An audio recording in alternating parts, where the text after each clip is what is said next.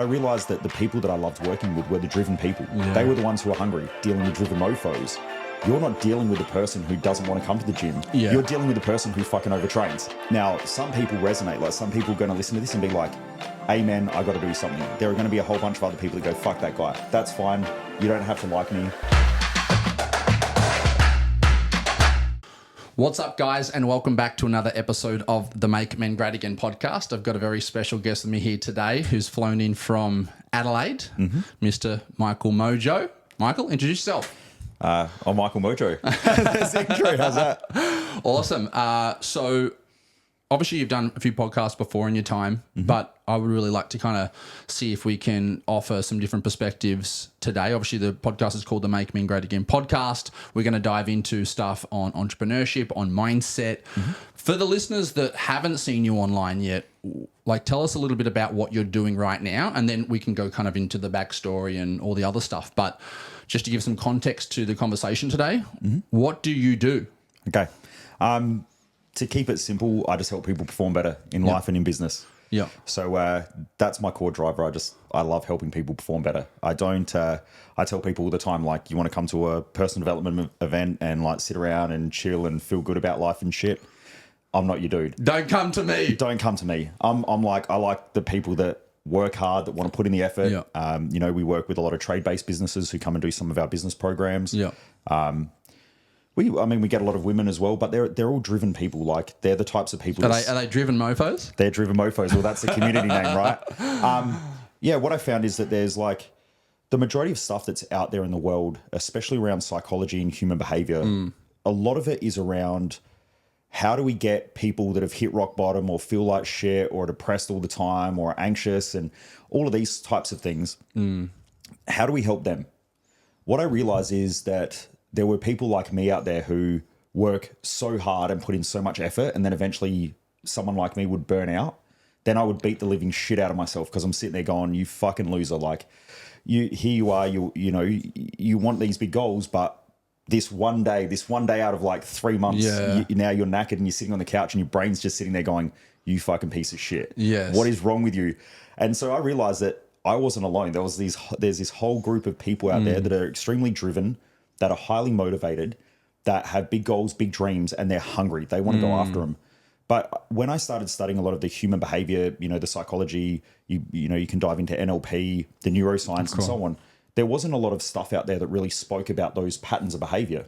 And so I just started diving deep into it and really figuring out, like, my background was originally a diesel mechanic, got out of that, started personal training. But I realized that the people that I loved working with were the driven people. Yeah. They were the ones who were hungry. But the patterns of behavior are completely different. Like, in the personal training industry, you're not dealing with driven mofos. You're not dealing with the person who doesn't want to come to the gym. Yeah. You're dealing with the person who fucking overtrains. Oh, yeah. It's complete different, right? And in the mindset space, there was all this stuff out there trying to make people more peaceful. It was more like calm mental health. Yeah. Rather than like high performance. Yeah. And so I was like, right, I want to get out there and I want to help these people. Yeah. So, like, one of the patterns that we have in our community is people overworking. Yeah. And I talk quite a lot about it. And I'm like, right, you need to take especially when you've got scaling business owners, they go from startup where it's very erratic and hectic and chaotic and they're doing everything. Then they start hiring a team. Their value becomes thinking, not doing. 100%. But in their own mindset, it fucks them up. It plays with their head because they're like, I'm not doing something. I've got to do something. And so then they go and destroy shit in their business to work. They literally light their own fires so that they can put them out. 100%. That's like a classic scaling entrepreneur type scenario. Yep. So Yeah. I just realized that there was like 20% of the whole marketplace that were those people, and the stuff out there around mindset, mental health, mental performance wasn't tackling those problems. And so, like, when I talk to a lot of these people, they're like, oh shit, that's normal. And I'm like, well, not compared to the average population, it's normal for us. Yes. And they go, oh, cool. So there's all these other people out there that are the same. And I'm like, yeah, I'll teach you my events, like, about value structures and why they're so important. Because if you're spending time with family and you're a driven person, if you don't know your values, you won't be present with your family because you'll be thinking about work and business and all that stuff. 100%. And then they're trying to convince themselves that they're they're spending time with family, but they're not spending time with family. They're completely disconnected. They're thinking about work. Yes. So I help them to develop strategies where they're like, when I'm with family, but when I'm working, I'm working. Some of the other challenges that we have is you've got a person who owns a business, normally in a relationship with someone who's not a business owner or not entrepreneurial, right? That's pretty common. And so, and I'll use a male-female scenario, but it also happens the other way around. Let's say the guy's got a business, wife is at home, maybe she's more family orientated because it just depends on value structures and so on. But her priorities in life might be family, spending time together, connecting with people. And then you've got the business owner that's entrepreneurial. So they want to drive the business.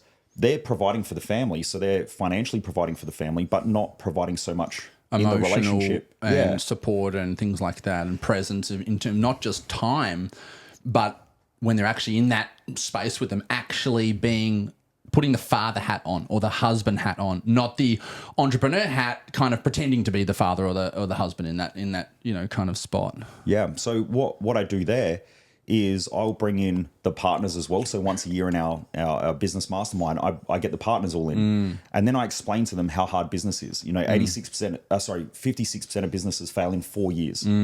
You've got 86% of businesses don't have over 4 staff.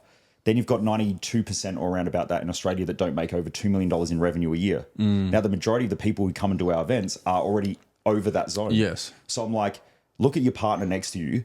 They're a fucking warrior. Yes. They wake up and they go to war every day. Yes. Like if they're doing 2, 3, 5, 10, 20 million a year, they're the studs of studs of studs. And their partner's like, oh shit. They don't have that perception. They have the whole list of complaints of he doesn't do this and he doesn't do that and he doesn't do this. So the perception is through a lens of one that's negative. The partner's coming home and going, I feel like I'm a warrior. You're treating me like I'm a peasant. It's normally due to self-comparisons, right? Like we only know what we know. Yeah. So most people grow up in Australia in either the lower middle class or the middle class. So I'm now in a relationship with somebody, if I'm the partner, and in this scenario it's a wife. My friends all have husbands that get home at 5:30 at night time and they spend time with family. They go away on weekends. They go camping and do all that shit. And so they go, well, how come my husband doesn't do that? Yes. Why is he working all the time? That's not normal. And so then they start to compare their husband to the other people's husbands. They go, well, they got a better husband. Yes. But then what happens is they go, well, my husband makes all this money. I want the Range Rover. I want to travel business class. We go on all these amazing holidays. Like, we might go overseas once a year with the kids and we all fly business class and everything like that. They don't sit there and go, well, my friends, they have different choices. Yes. So they don't see it for what it is. They see it for what they're comparing it to. Yes, correct. When I go through it all, after a while, like the amount of conversations after the event where the business owners come up to me, both males and females, and they go, for the first time, my partner gets it. And they realize that it's actually their friends that have the problem, not me. Yes. And so their whole relationship essentially just heals itself by educating them. Yeah. That's all that it is. So, yeah. To answer your Beautiful question. Intro. Hold on. I got something for you. Okay. Hey. Dude, just that alone, there's going to be so many men, a lot of women listening to this podcast already so far. There's so many women that are supporting the Make Men Great Again movement and mission.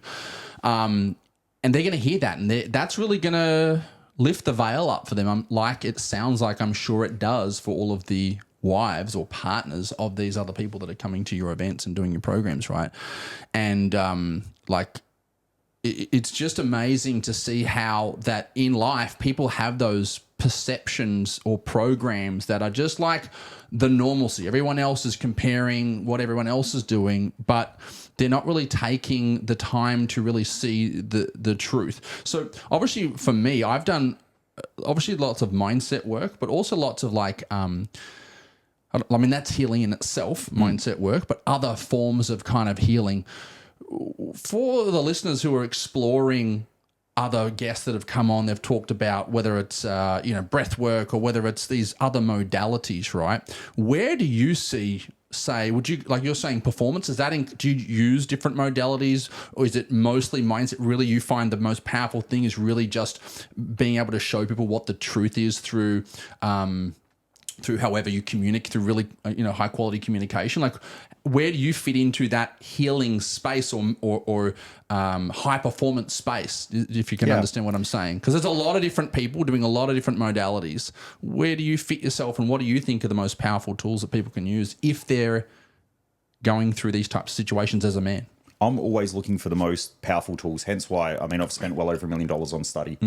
I travel all around the world to try to find the best mentors, the best coaches, the best people I work from. Like, Dr. John DeMartini is a good friend of mine, a mentor. Yeah. He has some of my stuff. So he actually teaches Mojo's law, which is a law that I created after studying partially quantum theory, a little bit of physics, but it's essentially how pressure is created in our lives. Dr. Joe's head researcher, there was a guy called Professor Jeffrey Fannin. He wanted me to invest in some of his companies and things like that. So I've spoken with Joe. I've had dinner with him a couple of times. He's actually a really interesting guy. So people like that, I go and find and seek out and spend time with them and learn from. But look, I'm trying to find that in my mindset, every day we're a day closer to death. So I realize that every morning when I wake up, I'm a day closer to dying. I don't know when it's going to be. Don't really have that, that foresight, but I definitely know I'm getting closer. So what I want to know is, how do I condense my life into the shortest possible time to give the biggest results? And I think there are a lot of people out there who realize that every day is a gift. We got to get out there and we got to make shit happen. I also think that most humans, unless you're using things like vices, I really believe that everyone knows this, unless you use vices to sort of calm that voice down. But I think that when you wake up and you're not achieving what you want, I think that that's the fucking mental health problem right there. Yes. So my thing is, like, how do I align people with, I call it their success map. How do I align them with their success map so they can wake up every day, do the shit that they love to do, crush results, and go to bed at night time and just go, man, that was awesome. Yeah. So I fully relate to this. And many, many times, having dealt with a lot of mental health issues in my past as well, and really navigating, okay, cool. Sometimes, like, let's say I thought that I was feeling shit because I was really stressed with work, right? Then I go, I'm going to do more healing work, and I'm going to do the more stuff. Oh, I'm feeling really like stressed. I'm going to back off or something like that. But then you wake up, you do the stuff, and it works for a certain period of time, because naturally your nervous system's not as like buzzing, because there probably was a bit of an issue there. But then after that, I find a lot of people just go, okay, this helped me for the first week or two, so maybe I just need to prioritize this above, or maybe I shouldn't be working hard, or maybe this business isn't for me, and they throw the hat in or something like that. But in reality, what I'm hearing from you, which is quite confirming, because I can relate to that, is that when in those periods, there's an element of that, of doing these modalities, but on top of that, really, when you're working towards something that you love and it's important to, it's on your heart, and you actually feel like you're capable of doing so and you're taking action, you're going to wake up in the morning. That's just as healing as, say, doing a meditation or doing an ice bath or doing a breathwork session. Is that kind of what you're saying? To be honest, most of that stuff's bullshit. Yeah. Right. And I know I said it provocatively in a way, because I hope that there are people out there who are using that stuff. Again, that's the same as alcohol, drugs, and everything. Like, people are having ice baths as a way of trying to soothe their inner voice who's saying, what the fuck are you doing with your life? Yeah. Right? Your job now is to analyze that and to try to figure out what the game plan is. So I think that inner voice, when you do shit, when you're in alignment with your values, your purpose, your mission, and your visions, when you're aligned, that goes. You're on. And so when you're off, that voice pops up and goes like, I'm really good at language and communication, breaking down the way that people think. So in that whole piece that you just gave there, you said the word should. The word should is an implanted value. So if you go and read Sigmund Freud's work, Freud talks about the implantation of values, which then creates something called a superego. That superego is a counterbalance to what is known as impulses and fears. So when we have implanted values, you'll consistently have impulses, because the impulses is trying to counteract the voices inside your head where you're trying to people please, which then make you feel like shit. When you feel like shit, you have to seek pleasure. When you seek pleasure, it always leads back to pain and fear again. When you're in pain and fear, the implanted values kick in. You start self-comparing. You feel like shit. Then because of that, you go seek pleasure. Then you go, oh, fuck, I did it again. I fucked up. Why did I overeat? Why did I drink alcohol? Why did I take drugs? Why did I not work? And so the scientific term is clusterfuck.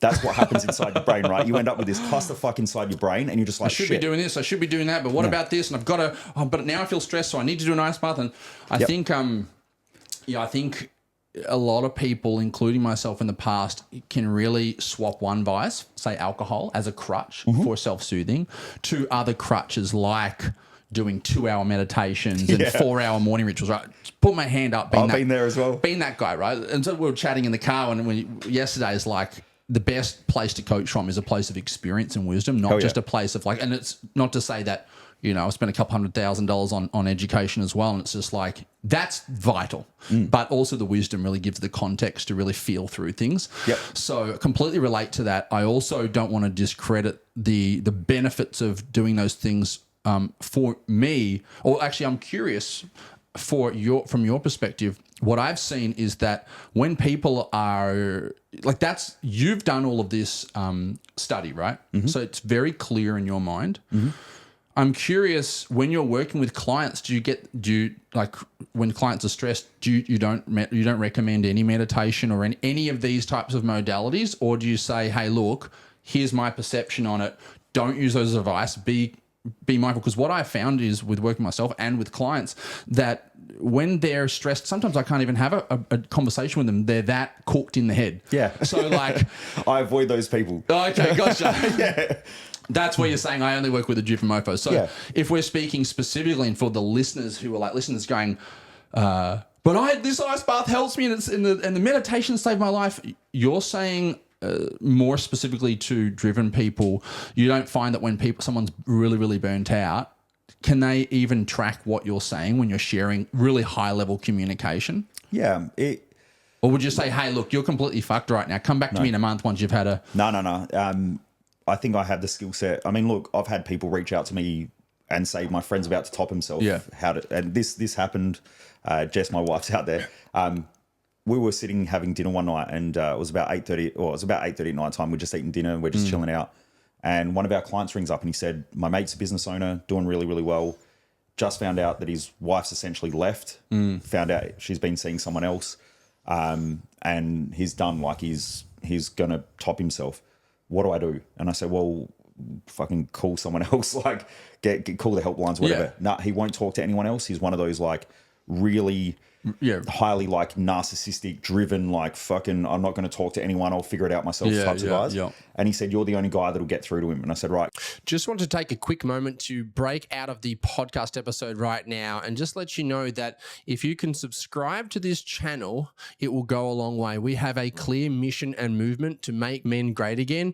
And to do that, I can't do it by myself. I need you guys to do it too. And how we can do that is by more people signing up to this channel. That allows us to get more people onto the podcast, and that allows us to share this message about mass media, about marriage, about money, about mindset, about healing, so that more men can be great again and ultimately impact the world. So be a part of the mission, subscribe to the channel. We release episodes every Monday, and I'm sure that you're going to find it really valuable. So if you've found that you've enjoyed it so far, take a chance, subscribe to this channel. Goes a long way. We're really grateful. And anyways, back to the episode. And he said, you're the only guy that'll get through to him. And I said, right, give him my number. Because he'll respect you, because he'll see you as like an equal. Yep. I called him and I was like, dude, what's going on? Ended up talking him down off the ledge. And now he's crushing business and all of that stuff. And he actually became a client. He knew about me for 3 years prior to this situation. And the client that we had tried to get him and his partner to our events. They just wouldn't have a bar of it. This guy's full of shit. He's ripping you guys off. He's a scammer. And now he's a client of mine. Let's talk about this. Perfect segue, right? This podcast is to help men. Let's be honest. Let's have a frank conversation right now. How many men need to be doing the fucking work, whether it's with you or whether it's somebody else, getting a freaking coach, right? And just sit on the motherfucking fence. Don't pull their finger out their ass. I've had people that followed me for, like similar stories. And then they wait till they're at that rock bottom moment. Maybe it's the business is really struggling. Maybe that they're emotional. The wife's about to leave. Like, number one, why, in your opinion, do you feel that people wait to the last moment? And number two, if you were to speak to those people right now, that are going through things, but know they should be speaking to somebody or getting some support, but aren't doing that, what would you say to those people? Look, here's the thing these days. I tell everyone, I'm like, look, I'm a fucking prick. Because there's a world out there that are going to tell you what you want to hear and they're going to try to be the nice person to you.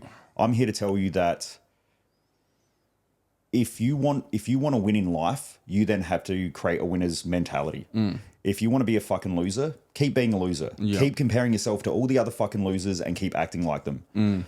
Now, some people resonate. Like some people are going to listen to this and be like, amen, I got to do something. There are going to be a whole bunch of other people that go, fuck that guy. They're going to cry about it. Yeah, fuck that guy. That's fine. You don't have to like me. Don't really care. Yeah. I live a life that I love. I hope other people do the same thing. I don't wish negative on anybody. I don't hold grudges. Like, I'm not that type of person. But I just shoot the shit for real. And the thing is that I believe life is easy to win because every other motherfucker will fuck it up for themselves. Yeah. So here's the thing. If you don't want to fuck it up for yourselves, then go and do something different than what most other people do. I don't have to go to the gym. Like, when you're a driven mofo, you go to the gym every day, you're at like 15% body fat and you go, I'm fat as fuck. Yeah. Right.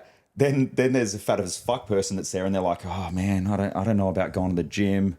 It's not that bad, really, is it? Like the doctor said I'm healthy. And I'm like, dude, your triglycerides, like your blood pressure, triglycerides, everything's so high. You got like, 10 years to live. Your face live. is fucking red. Like you look like a tomato. You're about to die here. Yeah. But it's a different mentality. Like I think people get to, first of all, we've got to understand what human drivers are.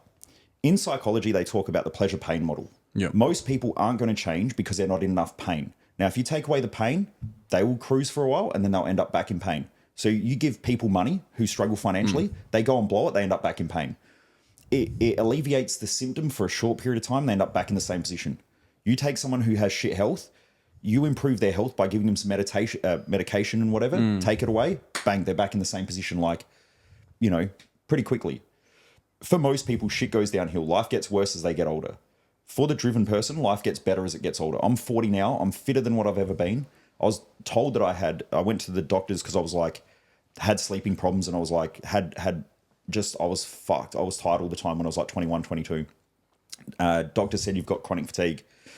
That was like a wake up call because he said, you'll never have the energy of a normal person. And I said, in my head, because I've always been that type of guy where I don't, I was just like, fuck you. And so I went and I looked after my health. I started a full organic diet, which I don't eat anymore, but, I was doing all organic, getting to bed on time, all of that shit. But I realized the number one thing that screwed up my energy was my mindset. Yeah. So that's why I got into this field. So there are some people who are listening to this and they're not going to like me. That's cool. I'm not here to be liked. I'm here to get results. Now, I would rather people hate me and like themselves. I want people to like themselves. I wake up in the morning and I'm like, I like this dude. Why? Because yesterday I pushed myself beyond my capabilities of what I had the day before. So if every day I wake up and just do a little bit better, a little bit better, a little bit better, I wake up and I like this dude. If I drop the ball the day before and I'm like, I don't need to go to the gym. I'm just going to fucking overeat some food. Just going to I don't take drugs or anything like that, but there's plenty of people out there who do. You do that shit, you wake up the next day, you feel worse. You do that for long enough on consecutive days, you just fucked your whole mindset. So jumping back, because you've asked a couple of questions and I want to sort of close off some of the questions. If not, it does my head in. But I'll be in bed tonight being like, fuck, I wish I would have said that. If only I had said that, I could have been 1% better today. Yeah. So we were talking about people, how they get into sort of like a funk and they're trying to get out of the mental health and do ice baths work and all that sort of stuff. And they just don't do anything. That was the first one. And this other one was like the people that just don't do anything about it. Yeah. With all the tools in mindset, mental health, gym, exercise, personal training, whatever the tools are, right? There's a right tool for the right job. My background was I was a diesel mechanic. I finished my apprenticeship and quit the day I got signed off and went and worked in the gym because that was the only place that ever made me feel good about my life. So there's always a right tool for a right job. If you're trying to fix glass, hitting it with a hammer is a really fucking bad idea. What happens now is that everyone's going, ice baths are cool. Now, I've been in this industry for 20 years now. There's always fads and fashions.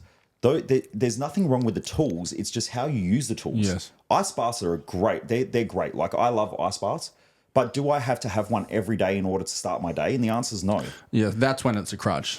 Yeah. Do I need to do 2 hours of meditation a day? No. Because I look at that and I go, that's 14 hours a week. That's essentially 2 extra standard days of work. I would rather be fucking working and putting runs on the board. That's the thing, right? If you ask yourself that question, what would make me feel better? Would it make me feel better making 14 hours worth of progress, or, Yeah.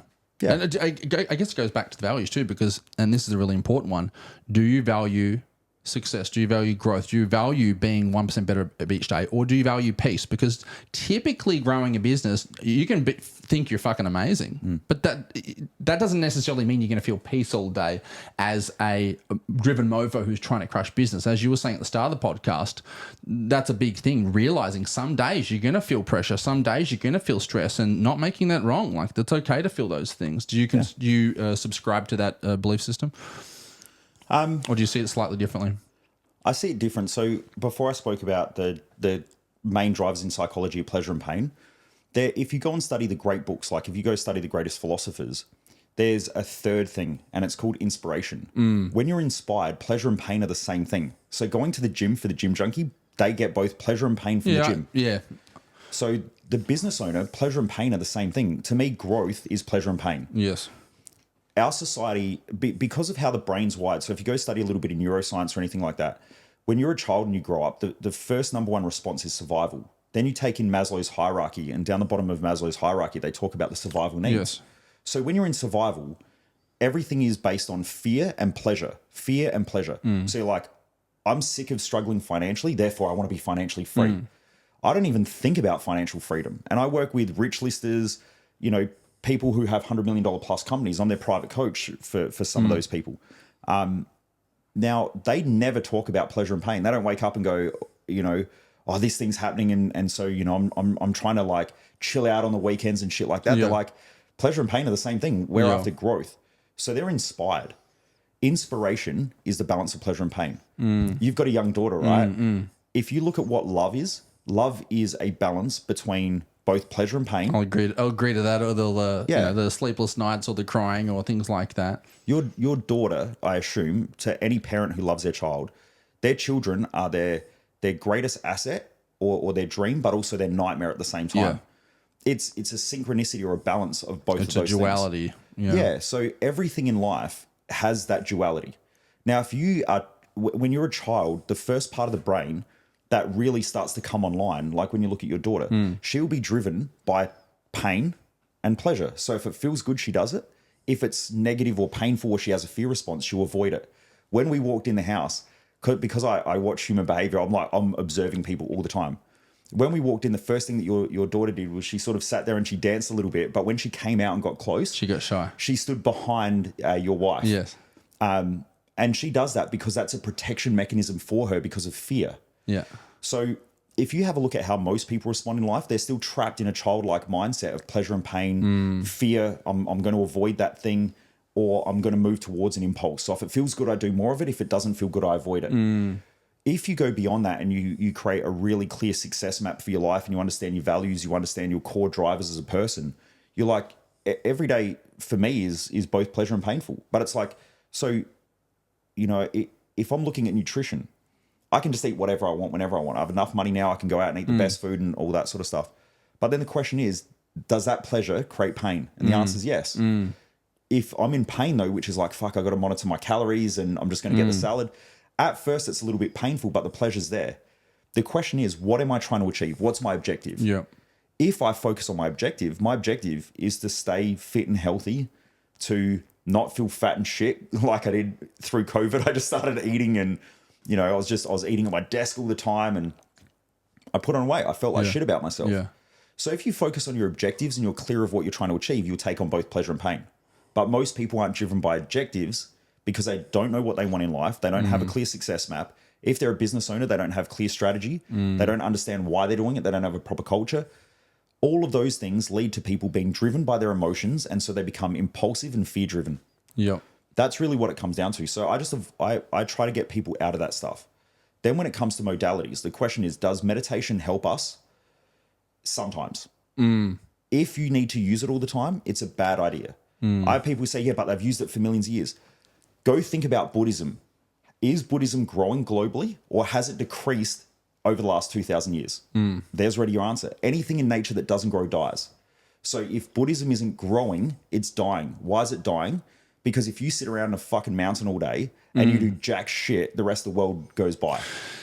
I get what you're saying. I think most people aren't going to be going to that extent, but I like everything that you said there, and I think there's a lot of merit to that, and I think it's important because let's say you have got the driven mofos that are watching all of the stuff on all the podcasts, your Hubermans and your this, and they're all going, here's your morning routine. You do a 10-minute ice bath. You do a 10-minute sauna. You do that 5 times a week. This guy's going, I got shit to do. I don't have time to do that. So now there's what we said before, I should be doing this, says Huberman, but I want to do this, and my wife wants me to do that, and then there's the clusterfuck. Yeah. But what you're saying is, look, if today you feel like you're about to walk in the door and you don't have anything left for your family because you've given it, you've had, I don't know, something fell through, I don't know, for whatever reason you got triggered, like shit happens, right? Maybe you should take 5 minutes to yourself and do some 100%. Do some box breathing in the car before you walk in the door and project that tension onto somebody else. So taking So it's more about taking responsibility and being honest with yourself with where you're at in that moment, rather than creating a structure that is, I have to do this every day or I can't win. Yes. So this is why working with someone like myself or someone like you or whatever who has a background in understanding how people operate, like one of the first things that I do with anyone who comes to me is like, I've got an event called Thrive Time. That event was all about helping people build their success map. Yes. I don't go out there and say, you should do this, because then I'm implanting my values. Yes. There was a famous quote from Michelangelo, and this is what really triggered me to realize that most people are fucked in life because they don't understand what drives them.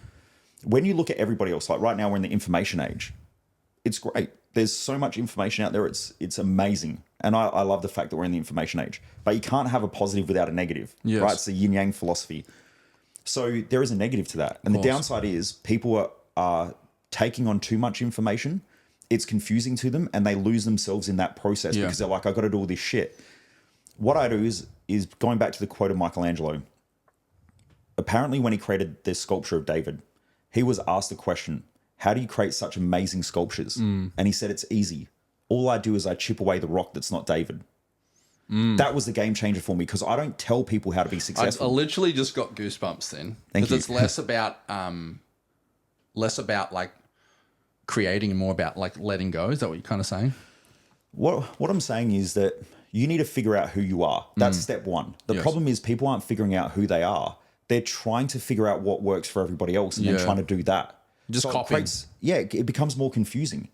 I have a lot of people come up to me and they say, what you do is really inspiring and you do all this amazing shit. And I'm like, cool, if you see it, that's because you have that inside you. Yes. The question is, how do you get that out? So, I have people tell me all the time what I should do. I don't listen to people what I should do. I do what I do and I try to do it better. Yep. So that's my only focus, is how do I do what I do better? It's not how do I people please everybody else and try what everybody else is doing, because that's always going to make me somebody else. Yeah, I think that's the gift. So what I know is that I realized this years ago, and this is probably my background of being a diesel mechanic, is like when an engine would blow up. I worked for Caterpillar, so an engine would blow up, and what we would do is we would pull it all apart. And the question was why? So the engine blew up. Fair enough. Now, if you go to a ship mechanic, they go, oh, engine blew up, just put a new engine in. Not at Caterpillar. You go, okay, the engine blew up, but why? Okay, cool. Let's run all the tests. So we do all the diagnostics. You get fuel samples, oil samples. You pull the engine down, and then all of a sudden there's a crack, right? So let's say there's a crack in the piston, which for those of you who don't know, it's like sort of in the middle of the engine. I don't know. I don't even know how to explain it. But anyway, so you go, okay, well, the piston's cracked. Now, average mechanics go, piston's cracked, put a new piston in. But not a Caterpillar. They go, but why? Okay, excellent. So what we do is we send it off for testing. So we test the metal. We test the tensile strength. We're always testing, right? We get the oil test because maybe it was oil. Maybe it was too hot. Maybe it was too dry. And so we're digging deep. What I found was part of the reason why I got into this field was I worked in a medical center for 3 years doing physical rehab. Now, there was a psychologist in there, and I said to her, well, why do people have mental health problems? And she said, well, if we take depression, well, it's just that some people have a chemical imbalance. I was like, okay, cool. That's great. I understand that. And now, having studied a lot of that stuff, they have a chemical imbalance, but why? That's what Yes. they're not asking. But okay, but why? Well, they're just born like that. Get fucked. There's got to be something deeper. That's What is lazy. it? It is lazy. And I find that in any field, this is my belief, and I could be wrong, but in any field, 10% of people love what they do and they're there and they want to keep growing. 100%. 90% of people are there because they're paying the bills. Just because someone has a medical degree doesn't mean that they love what they do. And I've worked with plenty of doctors who wish that they weren't doctors, but they didn't know what they wanted to do, like 99% of the population Went to after they left uni school. and Yep. Then because of that, now they've done uni for 7 to 8 years or whatever. All their friends have bought houses, got cars and all that shit, had families. So now they're like, right, I got to catch up. So they go out, they buy the car, they get married, they have the kids. and now they're trapped. That's it. And now it's the golden handcuffs. They're stuck there for the rest of their lives. And they're going, I don't like this, but at the same time, I don't really want to be here, but I sort of like it, but I don't really. And they don't know what they And want I to do. should be grateful because I am a doctor and other people are worse off than me. And I should be grateful. And, you know, I've got these kind of family, loyalties or something where I like the way that it makes me feel saying Dr. Scott or Dr. this or Dr. that. And it's all like, well, but is it fulfilling? Is it your driver? So we have a lot of them who come to that event that I mentioned. And what we'll do is when I sit down and help them to structure their success map, what we're doing is I'm showing them what their greatness is so that they can go after it instead of just trying to be everything to everybody. Now, then there are other problems with that, right? And I went through this as well. So when I created my own success map, the thing is that you then go to friends and family and you're like, this is what I'm doing. Yeah. And they're like, yeah, but hang on, that's not who you are. And I'm like, but hang on, you only know who I am by what I was. Yeah. And so then that becomes, then you have to learn how to communicate. And as I said, everything in nature grows or dies.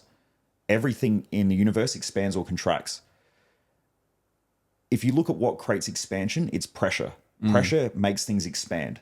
Stress creates growth. So the more you avoid pressure and stress, which is why I don't like a lot of the meditation, a lot of the ice baths and all that shit, because it's people trying to escape pressure and stress. That's the motherfucking shit that's making them grow. It's there for a reason. Something that just popped into my head, that actually popped into my head recently, specifically relating to this, which is that it's the relationship with the thing, not the thing, that actually creates the pain, right? Oh, yeah. And so I had this ping that just, and I was like, oh yeah, I was going to write that down today, which I've written down 10 times over the last 5 years. Yep. Because as a human, I fall for my own little trap sometimes too, which I'm sure you do, right? 100%. And then you wake up like, fuck, I knew that thing ages ago. Why did I fall for that again? But just for the listeners, this is kind of what it is. It's not that, and this is why I think it can be dangerous to. And I used to be the person who would prescribe, this is the very strict morning routine. I was that guy. I did that, hand up. It's much more flexible now. Not that I'm even really coaching anyone at the moment, but it's the relationship. And what you said there is, if I feel like I have to or should do the morning routine every day, and I'm avoiding to lower stress. Yes, it is beneficial to lower stress because then I can have, depending on the stress level. But if I'm constantly trying to avoid the stress by doing the soothing, then the relationship that I'm building with stress is one that's negative rather than one that's 100%. positive. So then I'm only going to more and more avoid it by doing something that's healthy. And that is a head fuck, really, because your intention is to do something to help the objective that you're talking about. But as a result, it's not the doing it of itself, but the unconscious energy behind why you're doing it, would you say? Yeah. So when you're talking about that, then the thing that comes up, right, is that if you're avoiding it, that's a fear response. Yes. So you're already trapped now in survival. Exactly. Now, all these people that I meet, they say, I've got these big goals, like I want to be financially free. That's a survival response. Because no person with a good amount of money. The fact that you're seeks saying freedom. free means that right now you're trapped. 100%. That's exactly By what definition. I teach. The video that I did this morning on my Instagram was saying how most people, there's so many people these days that are reading like Marcus Aurelius Meditations. Yes. And they go, oh, it's great. He talks about, being a man and being a warrior and all that. Yes. I'm like, the main part of that whole thing is he talks about avoiding passion. The word passion, if you go study etymology, the word passion means to suffer.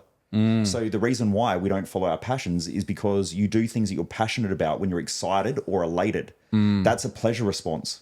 We don't do things we're passionate about. We do things that we love, because love is the synchronicity or the balance between two sides. Yeah. So I love running a business, But holy shit, most days I feel like I've been in a boxing match. And that's I love that. I love that you made that distinction, because it also ties back into the daughter thing or the wife thing or the business thing, that yes, when you have the word love replaced in terms of, instead of say what was the word we used before, passion or something like that.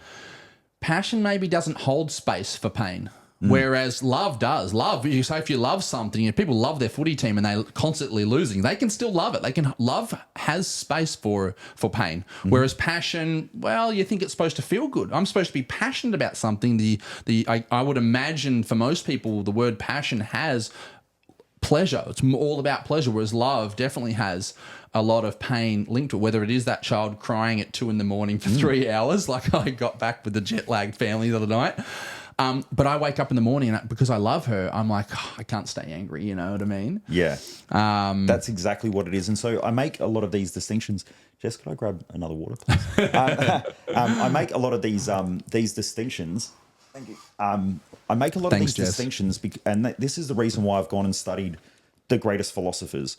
I will go and study, like I've been reading Epictetus's book at the moment, and then I've also, who's a great philosopher, and then I've started reading Seneca as well. Yep. Like I love reading that, and I love reading Stoicism, the great science. Because if you take science and you take philosophy and you mash the two together, you're like, shit, they're talking the same language just in different ways. Philosophy is exploring ideas and thoughts, and science is saying, are these legit or not? Yes. A lot of our society is either tied to one or the other. I meet a lot of medical and health professionals who come to our events and they're like, yeah, but everything has to be proven. And I'm like, okay, let's just say quantum physics, when you take the observer effect, who's the observer? And they're like, well, fuck, that's, if they understand that, they're like, well, we don't even know what that means. So that in itself causes problems. But I'm like, so does that mean that quantum physics doesn't exist or is false because we can't identify the observer? Now, there are lots of different, I mean, even if you look at science, you have to have a theory first, and then we Science takes a long time. By the time you have to get to that place, you're 20 years behind the fact that it's just real. Like, it's one of those things that... how many things do you think have been, everybody knows that they're true, and then 10, 20, 30 years later, it's like, that actually was true. And there's driven mofos such as yourself that are waving their flag saying, guys, this is some good shit. Yeah. So that's why I study both of those two fields quite a lot. Now, I'm not a specialist in any one of them, but I have a lot of people in those fields where I can ask questions, or I go to them and I try to figure stuff out. My main objective is, how do I take where you're at today and help you crush it? What does that look like? What's the game plan? What's the map? And then from there, as a coach, my job is to put the bumper plates in. So as you hit one side and start bouncing off, we don't let that shit go too far. We just bump it back in. And, like a lot of my clients right now, the high level clients that work with me one-on-one, they might book an hour session. In 15 minutes, we're done. And they're like, cool, I got my value, and they're out of there. Because what they realize is they're always just fine-tuning. They're fine-tuning. Now, the analogy of that is that when you're traveling at 5 kilometers an hour in life, you can make big changes, because in a car, if you're doing 5 kilometers an hour, 5 miles an hour, you can turn the wheel as much as you want, and you're probably not going to flip the car. Yes. You're not going to die. If you're doing 200 on the freeway and you turn the wheel too hard, bang. Yeah, you're gone. You're out of here.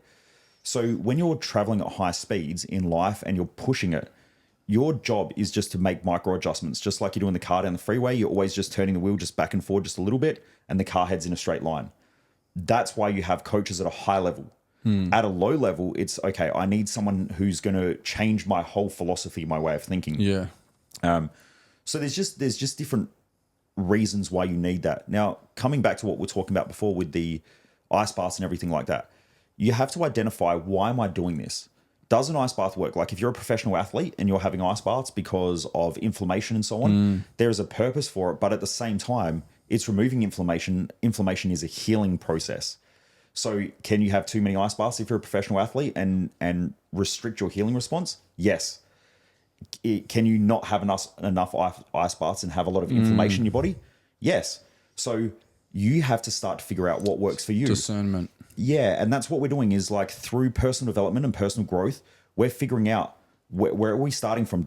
Like, everyone who's listening to this, I could just generalize everything and say everyone has to do this. Yes. But that's not a great way of doing things either. So is there a time and a place for meditation? Yeah. Is there a place for ice baths? Yeah. Is there a place for just telling someone to shut the fuck up and just do work? Yes. Yeah. So it all depends. Like every one of those tools is great, but the bigger the toolkit, the better the mechanic. Yeah. The smaller the toolkit, like some people go and study ice baths and like everyone has to do ice baths because it worked for me. Well, yeah, it did for you at that point, but for everybody, that's an 8 billion people generalization. Yeah. That's not, especially if you're burnt out. Like that's an ice bath is a large amount of stress on the body. Like I also had chronic fatigue and have just been, recently getting over it. And there were times where like I couldn't even walk 100 meters. That's how like cooked that my body was. And ice bath, like in those type of states, it would just cook me even more. So like when you go, and I learned that from doing it, from hopping in the cold when I'm already absolutely exhausted, and then I wonder why I'm sleeping half the day. Yeah. So I think it's dangerous with all of the information out there at the moment where everyone's blasting stuff out and saying, yes, you should be doing this and making general things. What I'm hearing from you, if this sounds correct, is that everybody's unique and we have to, of course, find our success map and all those things. But in terms of just closing the loop on the modality stuff, it's unique to everybody. If you don't know what you're doing, test it by theory and maybe make some notes of how did I feel today, blah, blah, blah. Or work with a coach, essentially. I wouldn't even worry about how you feel because a lot of the times how you feel, like if you ask a drug addict how they feel when they're coming off of drugs. How you perform. Yes. Yeah, that's my analogy, right? Is if you ask a drug addict how they feel, because a lot of people come and they say, I did this and it worked for me. And I'm like, yeah, but... What does work mean? I'll give you a real example, and this is going to upset heaps of people, but fuck it. Timeline therapy is, I think, a waste of time and energy, and there is so much scientific evidence to show that does not work, and it creates an illusion or a hallucination about it working. Now, the reason is that you have to disassociate, and most coaches can't hold people accountable to going to moments. So here's something that most people don't know. Because they're people pleasing. You could, that could be part of it. In a sense. Our brain essentially is like, if you've ever watched a 1920s movie or 1930s movie or whatever the era was, where you could actually see the photographs. It was almost like taking snapshots. Yeah. And they just put them together. And then they put them together and it creates a movie. The same sort of thing happens, right? And we call it frames. So everything is frame by frame by frame.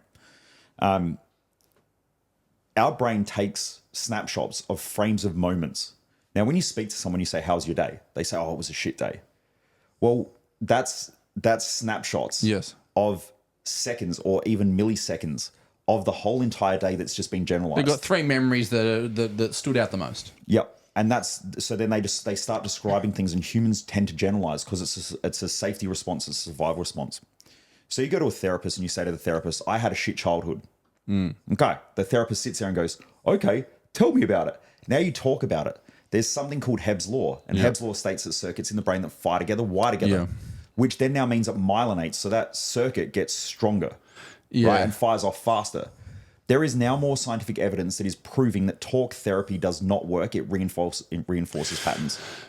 It's an interesting topic, and I've actually definitely spoken to a few people about this because there's also another thing. I'm not sure what it's called, but just that when you speak about a memory, it's a bit like the first, because it's firing and wiring and becoming stronger each time, that each time that you speak about a memory, that it actually, the brain remembers it as you last kind of logged it into your mind. Does that make sense? Yep.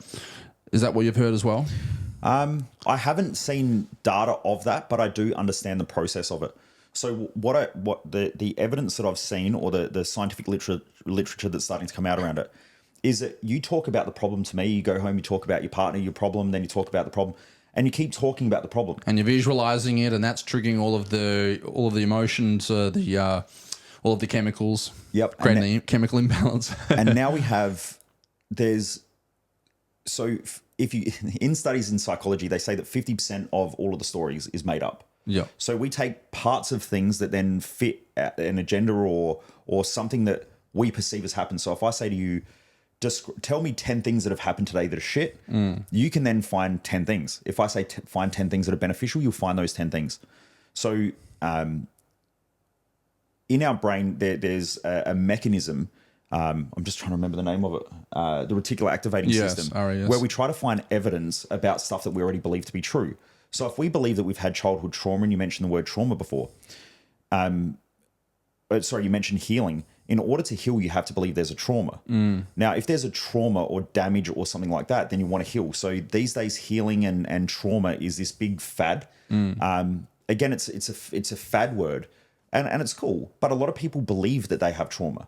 I've had some crazy shit happen in my life. I don't believe it's traumatic. I believe that it helps me to be the man I am today, and because of that, I would never fucking change it. Right? My best friend's 3-year-old niece was killed in a car accident at 21 years of age when I was 21. Now, going and watching a little white coffin being put into the ground fucking changed my life forever. At that moment, it was the best thing that ever happened to me and the worst thing that ever happened in the same moment. Yeah, I agree to that. In that moment, I sat there and watched this little white coffin going into the ground with tears streaming down my face. And in that moment, I went, how am I going to be remembered when I'm not here? And you even said it before that the mortality is something that you think about on a daily or weekly basis. And you're even like, for instance, I never think about that at all. But obviously that shows the impact that's had on your life. And I definitely subscribe to what you're saying there. And it goes back to, again, the way that you're labeling it. If it's a trauma, and by the way, I'm sharing this and listening to you, being someone that is on other podcasts talking about trauma, talking about my own trauma. And I think, it's a really interesting topic to kind of open the box on, because yes, there are times in society where certain things, certain key buzzwords become more popular. And I think it's, even if I hold a belief, I'm really interested, not just on the podcast, but in general on, hey, does the way I'm looking at something, does that hold up? Or is there a better way to look at this? Maybe Michael's going to change my mind today, or maybe my mind doesn't need to be changed, but maybe I'm going to just have a better way of looking at something. So, well, I would love to ask you this question. Yeah. This is for you, but for everybody else as well. Yeah. Do you need to heal or do you need to improve? Which one feels more empowering? Yeah, obviously the positive rather than the negative. Healing is, healing even without noticing and only looking back on how I felt about it just then. And then my ego went to like, but it has a positive. Like I watched myself just do that in my mind. Wicked. That's good though. That shows the level of intelligence that you have. Yeah. When I said it, I naturally went to healing means that there's a negative problem. And the main emotion when I said heal was one of feeling into unconsciously like trauma, stuff like that. Whereas improvement, I have a positive association with improvement, but I'm a very driven mofo. Yeah. But what I'd be curious to know is, that's my relationship with those words based off who I am as a person, based off my experiences. Someone else might have, and I was about to say trauma. Someone else, I'll use the word just for the sake of this, the humor of the conversation. Someone else might have had something quote unquote traumatized them about improvement. Maybe something happened while they were trying to improve, and I'll give you a perfect example. Growing their business and they're trying to improve, and they're that type of guy that just pushes themselves for improvement constantly. Nothing's ever enough, because when they were a child, their parents, that was the way that they got love, through achievement, right? Yeah. And they're improving, but it's never enough. And they're burning themselves out. Their wife's, an impact on that. The child's impact on that. The family's left them, all because they had this, I have to achieve to be loved. I have to improve. Maybe at this point right now, after all that's happened, maybe they have a negative association to the word improvement. And in the other context, maybe someone else who has overcome a lot of things through healing, maybe they do have a very positive association to healing. Does that make sense? And do you think that it does come down to the association, not necessarily like the relationship with the word itself? Maybe. In that scenario, right? So if I'm working with somebody who is like that, the first thing that I would ask them is, they're talking about improvement in order to achieve. What does achievement look like? And again, what you said about the diesel mechanic. Why do you want to achieve? So we're not just going out and sending them out into the world going, yes, great, achievement, improvement is the only thing. We're asking, why do you want to achieve? Does that align with the other things that are important in your life? Not why, it's what. So what I'm really good at, and this is what I train a lot of coaches and things like that on, is that most people don't really listen. Yeah. They think they listen because what they do is they grab bits and then they clump it all together, and then they make assumptions about the person. What I do is I listen to every single word. What's got every word, And every word, asking the difference between what and why could change somebody's Huge. life. Yeah.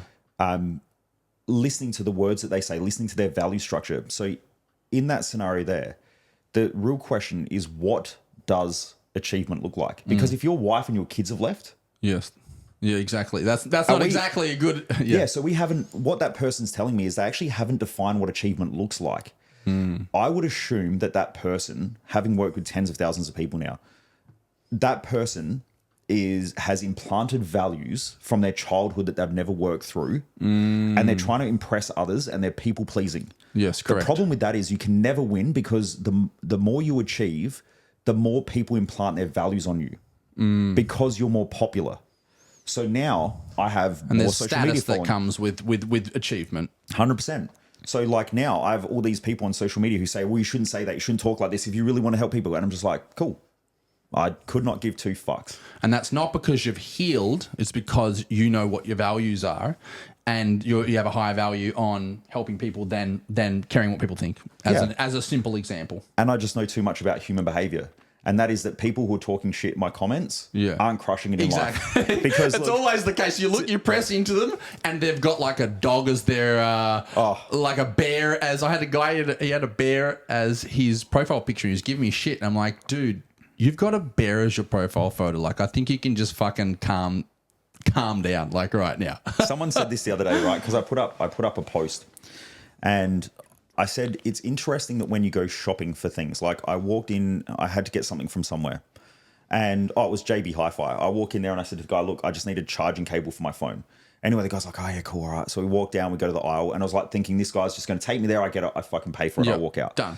Anyway, he's looking around, he's grabbing things off the shelf, and he's looking, and anyway, we're in there, I'm like, we're already 5 minutes in, and I'm like, cool. And he's like, oh, I think this one here is cheaper than that one. He's like, I'm just having a look at what the difference between why this one would be a little bit cheaper than that one. I was like, motherfucker, it's $2. Yeah, who gives a shit? And so anyway, I'm in there for 15 minutes. Because that's what he values. He values things that are cheaper. You value your time. You just wasted 5 minutes. That's a lot more than $2. That's exactly right? So I put that up, and I put it on social media, and I did it for a purpose, right? Yeah. This young guy, he's only young, and he sent me a message, and he's like, yeah, but he was trying to save you money. And I said, but that's the problem. As a customer, that wasn't my objective.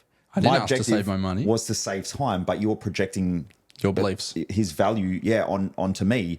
He has an insecurity around money. Yes. Now, normally people who don't have a lot of money think that more money is going to solve that problem, but it doesn't. The thing that I value is my time. And I worked out, I said, look, if my time's worth $1,000 an hour, and I normally charge more than that anyway, but if I'm over $1,000 an hour, $250 is 15 minutes.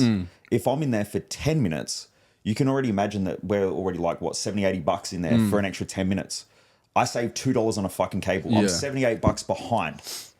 So when you think like that, it's a completely different way of living. But anyway, I don't even know how we got onto that topic. Oh, that's okay. We said before the thing, like, we can just go anywhere, and I'm not like, it doesn't have to be some super strict podcast. So, dude, loving where we're going with this, really unpacking a lot of things. And I think it's great to have not necessarily contrasting views, but just different ways of thinking of things, because what the conversation that you and I are having right now is the conversation that other people are having in their head with themselves. But Michael said this, but Scott said that, but Dr. D. Martini said this, but Huberman said that. And all of this confusion creates a lack of clarity. Yeah. And the lack of clarity, going back to your point, creates a lack of movement. Yeah, that's exactly what I'm saying. A lack of improvement. Don't follow my shit, right? This is what I teach everybody. Even when someone comes to a one-day event or my podcast or whatever, I just say, look, don't follow me. Your goal is to figure out who you are and go do what the fuck you're here to do. That's exactly what your life's about. Yes. You don't have to listen to everybody. Like, I don't listen to my parents all the time. I remember, so just to give some context, right? Because a lot of people ask me about this. If you're intelligent and you can communicate with people, it helps a lot. Yes. The problem is that most people aren't intelligent and they're poor communicators. Yeah. So what happens is they go to their family and their family says, you should do this. And you're either going to do it to people please them, or you're going to lose your shit. And when you lose your shit, then it causes relationship issues and stuff. So my mum, I used to go around to my parents' house. Well, I still do. But I go around to their house, and my mum would come out and she'd have these exercise books, and she'd go, okay, I'm reading this book. It's like Elle Macpherson's personal trainer. I'm like, and I'd say to her, Mum, why the fuck are you reading that book? And she's like, well, you know, and then we'd get in this big argument. My mum's exactly like me, strong-headed, strong-willed. She had me at 17 years of age in a Catholic family. Yeah. To my dad, who's a bogan atheist who, you know, he had mullets when mullets weren't cool, right? He doesn't have a mullet anymore, but that's my dad, right? So they're both completely polar opposites, come from completely different families, completely different. A match made in heaven. Oh, 100%. They're still together, by the way, and they're awesome. Has he still got a mullet? That's the important question. Nah. But he is saying, I was doing this before it was cool. 100%. I think he just got trapped in the 80s. But anyway, so I would go around to Mum and Dad's house, and Mum would always come out with this exercise book. And this happened for years. And because my mum is very strong-minded and similar personality to me as well, we would always clash. Yes. Myself and my mum, up till I was 21, 22, I don't think she hated me, but I hated her.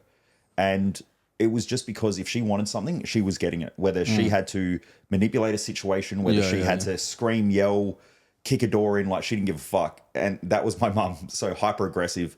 I became that person. And so that's been a lot of my journey as well, is like I got expelled from school for fighting. I got put into boxing classes at like 13 or 14 because I had aggression issues. But I was redhead, so I was bright red hair, freckles and chubby. So I used to get picked on a lot. Yeah. And so I just lash out and just bash people because I just got fucking sick of it. Not that I ever wanted to do that because it's just a coping strategy. That's all it was. So anyway, I would go around Mum and Dad's house. Mum comes out with this book. Then I would say, why are you doing that? Why don't you just ask me? Like, if you want to lose weight or you want to exercise, I can write you a program. You were PT at the time. Yeah. And then, well, you're too fucking busy. And then next second we're arguing with each other. And the next second I'm like reversing out the driveway at like fucking 80 kilometers an hour and then doing a burnout down the road just to piss her off. And then we wouldn't talk for 2 to 3 weeks. Then we would sweep it under the rug and she'd send me a message, hey, do you want to come over for dinner? So Jess and I would go for dinner. Did she bring her exercise book again? Bring a different exercise book. So I started thinking differently about this situation. I'm going, okay, people do things, and this is really important for everybody to understand. And this is my problem that I have with a lot of therapists and people who work in the health industry, just people who work with people in general. Every living organism moves away from anything that it perceives as destructive to life because every organism wants to survive. So the key thing it's embedded, and there's number one. Number one is everything wants to survive. So everything that people do is essentially a beneficial survival strategy. So when someone says, I don't like taking drugs, I want to give up, then why do you keep doing it? Because it's beneficial. But no one ever asks the questions, what are the benefits? Yeah. What they do is they go, okay, well, tell me about all the negative things. And so they'll talk about all the negative things. I don't. I go, what are all the benefits? Yeah. Because unless you can get their benefits, that you're getting their strategy as to why they do it. Yeah. When someone says, I don't want to be broke, you fucking love being broke because if you didn't, you wouldn't be broke. The question is, what benefits do you get from being broke? Now, a lot of driven people use financial struggles as a way of creating drive, motivation, determination, courage. It's the comeback. It's the Mighty Ducks. It's the. I ask people all the time. I'll say, when your business isn't working and things are tough and you're backed into a corner, do you always fight your way out? And they sit up with pride. Yep, I do. And I go, that's the fucking problem. Yeah. The problem is that you get all of your drive and determination and everything from being backed into a corner. But I said, what happens when things start going well? Oh, I guess I go on a holiday and I like chill out a little bit and they almost get scared of the lazy version of them in a sense. Mm-hmm. Yeah. So they're proud of themselves when they're productive and they're grinding, but that normally comes from being pressed into a corner. But when things start going well, they fuck up everything again to get their drive back. Yeah. The question is, how do you get your drive when things aren't going well? When things are going well. And when you find that sweet spot, then they just get up and they just do stuff. And that's what I do is I just get up and do stuff. I don't need to make more money and I don't need to do anything more than what I've already got. I do it because I love it. I love the grind. I love the determination, all that shit, because that's what I loved when my back was against the wall. But I would self-sabotage and self-destruct. People do this with the gym, right? Like they'll go to the gym Monday to Friday. On Friday afternoon, they fuck it all up on the weekends and eat shit, but it gets back their motivation for Monday, and then they go super hard in the gym on Monday, Tuesday, Wednesday, Thursday. And then Friday, they start gassing it off again. Yeah. If you keep doing that, you never get ahead. You stay in the same spot. So a few points I just want to clarify. All organisms do things that benefit their lives. There is no such thing as someone doing something that is self-sabotaging. Yeah, self-sabotage doesn't exist. It does not. It's all beneficial. There has to be a strategy behind it, but most practitioners and therapists don't hold their clients accountable enough because they don't do their own work. Now, when I go to most therapists and most coaches, they're more worried about what people think of them. This is the reason why I crush it in coaching. I have people who send me messages all the time and they'll say things like, oh, I'm thinking about doing one of your courses. And I go, cool, keep thinking, brother. Cool. Because I'm sure you've been mentally masturbating for the last fucking 20 years. That's why you're not getting anywhere. Are you going to do it or you're not going to do it? So let's make a decision today. If the decision's no, I'm cool with that. If the decision's yes, let's move forward. If the decision's I'm going to think about it, just leave your hand down your pants and keep fucking feeling it. You said a lot of stuff just there that I can relate to from literally like going through those exact kind of stages of development of telling myself the story that I self-sabotage myself and going to a coach to work on my self-sabotaging patterns, only to realize when I started to learn more and more about the subconscious mind that, and you know, all of the things that we're discussing here, I actually used to have a little exercise that I would do to uncover this. And if you can imagine like a window, like four boxes, and on the right side it'd be like the thing that I want, on the left side it'd be like my life right now, and then you know the top would be the benefits and the bottom would be the drawbacks. And what I'd found was that people would focus on the benefits of the future goal and the drawbacks of the present moment. But where the subconscious, the things that you're talking about is to uncover what are the benefits of the moment and what are the actual drawbacks of the thing that you want. So if someone says, I want to have a $20 million business, but inside subconsciously they think, well, I'm already stressed now. What if I had a bigger business? Then I'd be more stressed. And so it's those two things that are, you know, under the surface that are blocking them, stopping them from moving forwards, or at the very least, you know, stopping them from being driven, because it's like I'm actually moving away from the thing that I'm, you know, getting the benefit from where I'm at right now. Yeah. So, all right, we've talked a lot of stuff. You started to touch on. I was going to say, can I break something down there? Yeah, go. I just keep interrupting all this stuff because you just give me so much good content. So one of the challenges that most people face, right, is they go, I want a $20 million business. Yeah. A $20 million business means nothing. Like it's not anything. It's just a number. Yeah, it is. And what does that look like? It doesn't. Like I've worked with people who have had 20, 30, $40 million businesses and they have zero profit. Yes. So exactly. What does that mean? So when I work with people, this is normally where I get down to it. Most people's goal setting strategy is shit because they don't have a success map for their own life that they're trying to achieve. What I want to do is I want to wake up every morning, be able to live my values. So this morning we woke up here in Noosa. Jess and I flew up here for this. We only did 2 days, so it's just a quick flight, quick in, quick out. But when we do it, we normally go out for breakfast. We'll have a coffee together. We do work together throughout the day. But that's because we've defined what success looks like. I'm already successful because I just did what I love today. I'm on here with you. Yeah. You're a great guy. You know, people who are listening to this are growth driven, fucking awesome. I don't care whether people come do my events or not. If someone can take something away today from this podcast, whether what I've said pisses them off and they go, fuck that guy, but it sits in their mind for the next 2 years and they're thinking about it, they're still improving. I've won. So I win every day. I can't lose because I prioritize and structure my time doing shit that I love to do, which is both challenging and rewarding. Yeah. There's a sacrifice and a reward there. So could there be other shit that I could be doing other than this? Yeah. Could I be making more money? Yeah. But the question is, what am I trying to achieve? Is the goal to achieve more money, or is the goal to live a fucking awesome lifestyle that is structured towards my values? Now, do I grind my ass off and do I work hard? Yeah. Monday morning, I woke up at 4 a.m. Actually, it was about 4:05 or something. Got out of bed, had my coffee, did my posting, started cranking out work, and I went to bed after I do a group coaching call every Monday night. That was, I think, about 9:15. Now, for most people, that's probably like more than they actually work all week. Most people, if they really think about the energy and effort that a lot of people put into their workday, that's flat out. And then I did the same thing on Tuesday, and then we flew up here.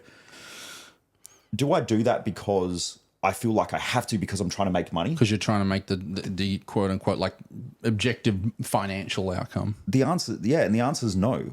I used to be like that, but I used to burn out, and it used to put too much stress on me and all that. I don't have stress. Like do I have moments of stress? Yeah, but I'm not stressed. Yes. I used to be stressed when I was chasing that target. What I chase now is I chase the growth every day, and I'm like, right, I don't care if I'll probably get off of this and I'll have emails and the team have fucked something up and I'm like, cool, we'll just fix that. We'll work through it.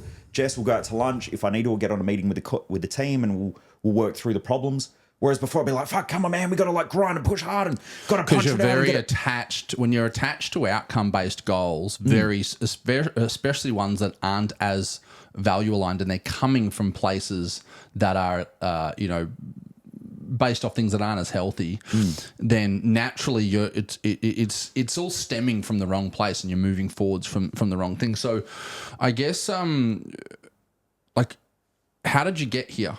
You spoke a little bit before about your mum. You spoke a little bit before. I was going to say the Noosa or no. plane and no, like obviously, like I'm interested. Were you always this way? Like what you mentioned a little bit before about school. Do you think that you're born? Do you think people are born driven? Do you think that for you, like, what was it like for you to get like that period in school, your personal training, like what got you to this place where you are now, where you're like obviously someone who loves to study. Like for me, I was ADD in school. I didn't finish high school. I actually thought that I was stupid up until literally thought that I was dumb up until my early 20s. And then had this massive realization, like, oh, I'm actually really smart. This is just like a really crappy belief system. Where did this come from, right? And that's what motivated me to now, from that point on, realize, oh, wow, I love to learn and be an avid learner, right? What was it like for you to get to this place now? Did it come, like you said before, how the worst thing turned out to be the best thing? Like for me, that's definitely the case. Like what was your childhood, teenagehood like and how has that made you who you are now? How's that influenced you? Yeah.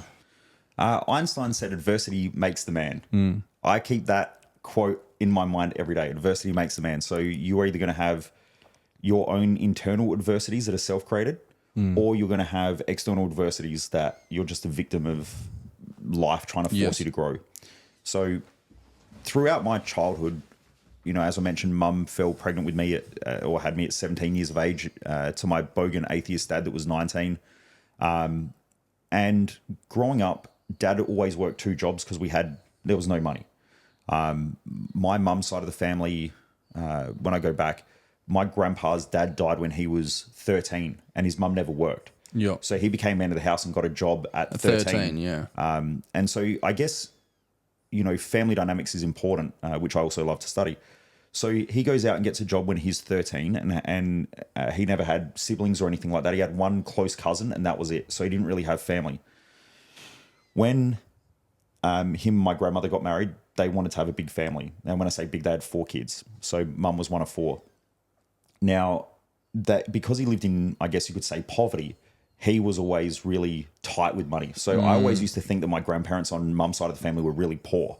Because at Christmas time, they'd buy us like the cheapest presents and shit. $2 store. Yeah, little did I realize that they were fucking loaded. But they started investing in the share market really early. So my grandmother's in her like early 80s now, and she still invests in the share market. So every day she wakes up, listens to Share Report. She's one of the most... This is your mum's mum or your dad's mum? Mum's mum. Mum's mum. So she's one of the most inspirational people that I've ever met. So she still travels around the world by herself. Like she'll complain that I never call her. And then when I call her, she's never fucking home because she's always traveling. She's out doing line dancing. She's learning knitting. Like she's doing something. Like, did you see her doing these things when you were like younger or only not until you got older? So it wasn't like she was like a role model where you look like, I want to have a life like her. This is like later on. They always lived very tight and very frugally. So that was my mum's mum. And this is just to give context. And about that's family how dynamics. you bought your supercar. Yeah. But I remember one day my grandmother, in response to that question, I was watching the cricket back in the day with my grandpa. And it was back like Shane Warne, Glenn McGrath days and all that stuff. So summer's hot. We're sitting there with the air conditioning on in Adelaide. And my grandmother walks in. There was an ad for the Combank. Now, my grandparents on that side of the family very rarely said anything unless it was something worth listening to. Yes. Which is sort of like the opposite to me. I just talk for the sake of it. She walked in and there was an ad for Combank on. And she said, Michael, don't put money in the bank, buy the bank. I never got it until I was in my 20s. And then I was like, holy She's smart. shit. Yeah. They're buying shares in the bank. Yeah. So anyway, that was mum's side of the family. Dad's side of the family were the complete opposite. They were like, we were pretty much, I think my grandpa, that side of the family came over like First Fleet, not convicts. It was a pastor who came across with the First Fleet. Wow. So yeah, we were typical, like, meat and 3 veg, white grandparents. But they were just hard workers. That's the only strategy that they had. My grandmother was a cleaner. My grandpa would work at the police force with horses and stuff like that. He was a horse trainer, but they never had any money. But I love going there because they would buy us everything. Anything we wanted, they would buy. Isn't that interesting? But they were broke as shit. And so they really couldn't afford anything. And so growing up, I saw this like crazy dynamic that was happening. And I didn't get it until I was a lot older. So then with mum and dad was always a hard worker.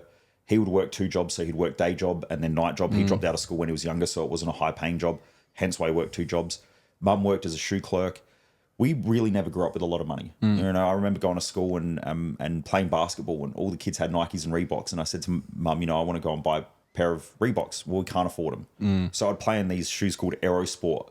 They were essentially like having bricks on your feet, and when you jumped, it would hurt my spine. I had speeders. Remember speeder? Speeders were like a level up. And that's what I'm saying. That was my parents saying, you can't have the Nikes and the Pumas, but you can get some speeders, and like they're one level up above the Dunlops and the Kmart shoes. So every year I would save up the entire year to buy myself a pair of Nikes. Christmas, birthday, Easter money, washing cars. Yep.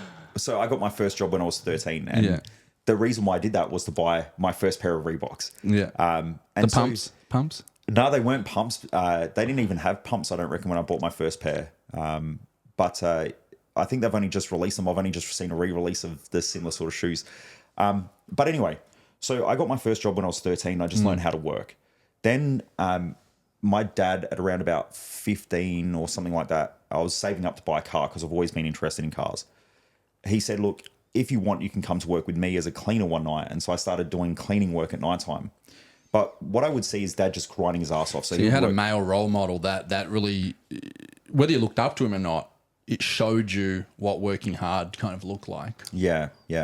And when we were there, I remember he said, we worked at, it was called Malston TAFE, which is like where they teach like woodworking and a bunch of trades. I grew up in Shepparton. I don't know if you know, but it's like country town. We had a local TAFE, which is I can only imagine. Yeah.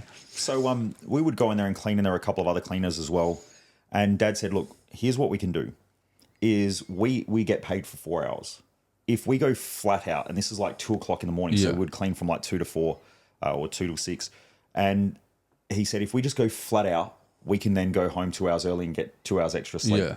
Or we can do what everybody else does, and we can have a coffee, and we can have our coffee breaks, and we can just cruise and all that stuff. What do you want to do? And I was like, I want to go home and sleep. Yeah. I was still at school, so I used to clean at night time and stuff like that. After a while, I did it even without dad. At what age? 14 or 15. Yeah. So we just decided to go flat out, but that was part of a problem because I learned that work is flat out and then burnout or that rest. was the association that you had to work. To work. Yep. It was like you work so you don't work, which is typical like middle class, lower middle class thinking, right? Is you work so you don't have to work. You make money so you don't have to make money. Yeah. The goal being to not work. Yeah. To do the and so that happened for a bit, and then I was still going through school at 15. I was getting picked on quite a bit, and I had a few incidents. I was always in trouble because same thing, like I had probably undiagnosed ADHD. The word ADD was thrown around quite a lot. I was put into special classes. I was told I had learning difficulties. Yeah, dyslexia was thrown around. Yeah. But mum and dad never took me to get diagnosed or anything. Really, like you're just a driven mofo, and nobody knew it back then. Yeah, and that's why I hate these labels. Like one of my famous quotes is, labels are there to understand. They are never there to define. Yeah. Way too many people define themselves. Well, I got ADD. Shut the fuck up. Like no one cares. Here's like, it's there to help you to understand your patterns of behavior, but it should never define you. The purpose of having it is the objective is to help you. But I just actually was speaking to someone the other day, and they just got diagnosed with something, and I said to them, look, basically what you said, look, not dissing doctors and psychiatrists and all the different people, but these guys, do you know how many people that they see, like the prescriptions and things like that's a whole nother conversation that we won't go into. There are fantastic doctors, fantastic psychologists, 100%. but the reality is 10% of the people, they love to do it. They love helping people. 90% of people are doing it because they need to pay off the car, or that's just what was cool to do at the school that they went to, or something of that nature. So don't let that define you. Like, you've gotten this far without it. Like, it's okay to understand, okay, cool, here are some benefits of this thing, here are some drawbacks of this thing, but don't let that define you in any way. And I think it's a very dangerous thing when people are being diagnosed with all of these issues, because then suddenly it's like, this is who I am. And you were speaking about before about creating the David. Well, hold on, you're not David, you're ADD, you're autistic, you're chronic fatigue, you're this, and suddenly you start believing, and you're in that placebo effect, and very hard to, in your words, create improvement from that place. I strip away all that shit when I'm working with people. I'll get back to my parent stuff in a minute. But that's something that I find, like, sometimes personal development people are the worst people to work with. I mentioned this to you yesterday, right? But it's not just personal development people, business owners as well. The majority of business owners out there only have a business so they can make money, so they don't have to work. Yes. When you have that mindset, most business owners are fucking lost and they're out of control and they don't realize it. And then they'll justify it by money. So the amount of people I meet and they're like, well, I make $20 million a year. And I'm like, so cool. What? Are you happy? Yeah. Are you healthy? Like, suicide, how many times has that been a good option in your life? And they're like, well, yeah, it's probably happened a couple of times where I've wanted to end everything. And I'm like, cool. Who's winning, me or you? Does the money justify that shit? It's that they're using the wrong markers for life. Yeah. Right? If I died tomorrow, I'd be stoked with today. Most people, they're waiting for some point in the future where life's going to improve. And life never improves because the fucking problem always goes with life, and that's you. So you're the common denominator. This is one of my questions. You're the common denominator in every area of your life. Every area that you've got a problem, and you think it's your business, and you think it's your wife, and you think it's your kids, and you think it's your staff, and like, who's present in those situations? You are. Yeah. So most entrepreneurs are really, for someone like me, I actually enjoy working with them because I'm blunt enough to get through. And so, like, a lot of our events, we get, I think it requires bluntness, by the way. It does. Especially for driven people. Like, I've found that I need someone to almost not beat the shit out of me, but I've got a lot of wisdom, but that doesn't mean that I know everything. And the more wisdom I gain, the more I'm open to being taught new things. And I find that it usually takes someone that I have to respect, either as equal, to me in terms of that knowledge. But sometimes it can just be someone who has that punchy attitude that can really interrupt that pattern of always thinking, I know, I've heard this before, I know all this, I've got this. It's like, no, shut the fuck up, motherfucker. Have you got the results? Are you 10% body fat right now? You might have the $10 million business, but what's your relationship like? How do you wake up every morning? What's this like? What's that like? It's like, oh, okay, maybe I should just shut up. Maybe this guy's got something he can teach me. And that's happened to me many, many times where my ego's gotten really excited.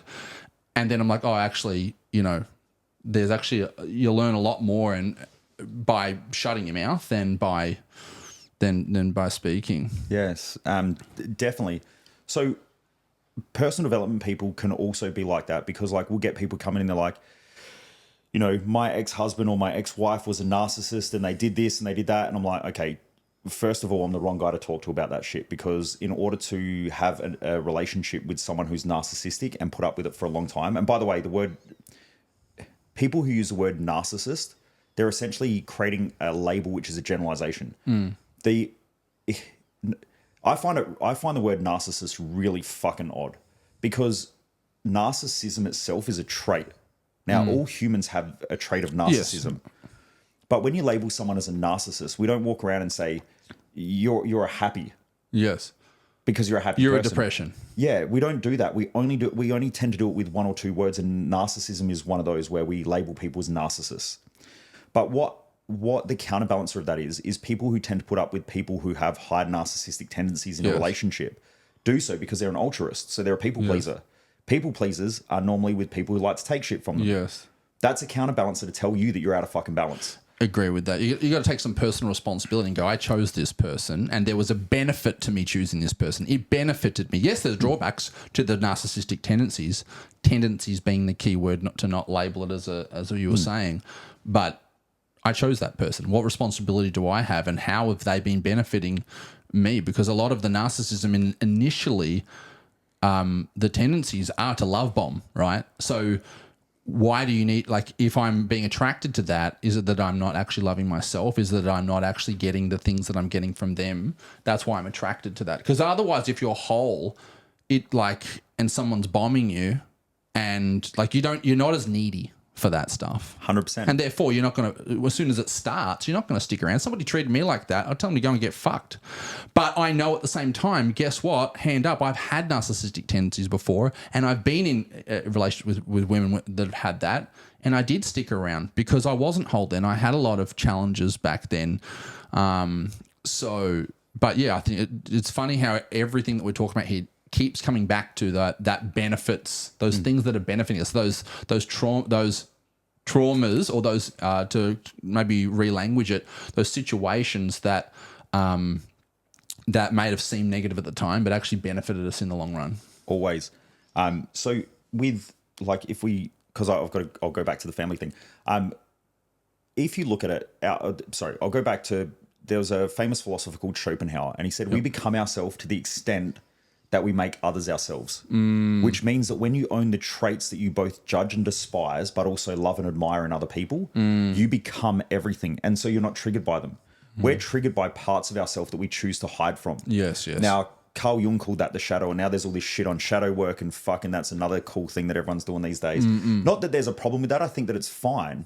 But if it's a crutch and it's like, I've got to heal all this shit for my shadow, we all have a shadow, right? Because it's a shadow. If we could fucking see it, we would have no more growth. Yes. And none of us are walking on water, so therefore we must all have shit to work on, right? Yes. Again, this comes down to the improvement, right? Like, we're not healing, we're improving. Yes. I guess it's a different terminology, different philosophy on coaching and things like that. But anyway, so shadow work, we've all got shadows. Yes. An altruistic person has a shadow of narcissism. Yes. So they're still narcissistic, but they just don't know that they're narcissistic. Yeah. People who buy into positive thinking, they're like, I'm positive all the time, but they have the negative shadow.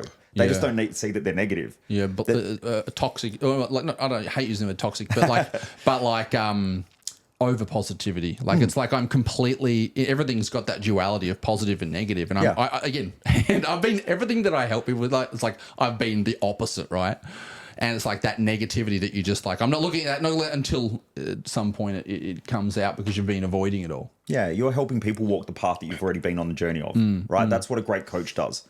Unfortunately, when you go and study, mental health, psychology and all that shit, a lot of the time it's people learning theories and then trying to get people to walk a journey by themselves that person hasn't walked on. Yeah. And I'm not saying that, like, I've dealt with, people with sexual abuse and rape and all those sort of things that have come to our events before. I've never gone through that. So I don't understand that. But what I understand is, here's an individual in front of me that has a unique success map to their life.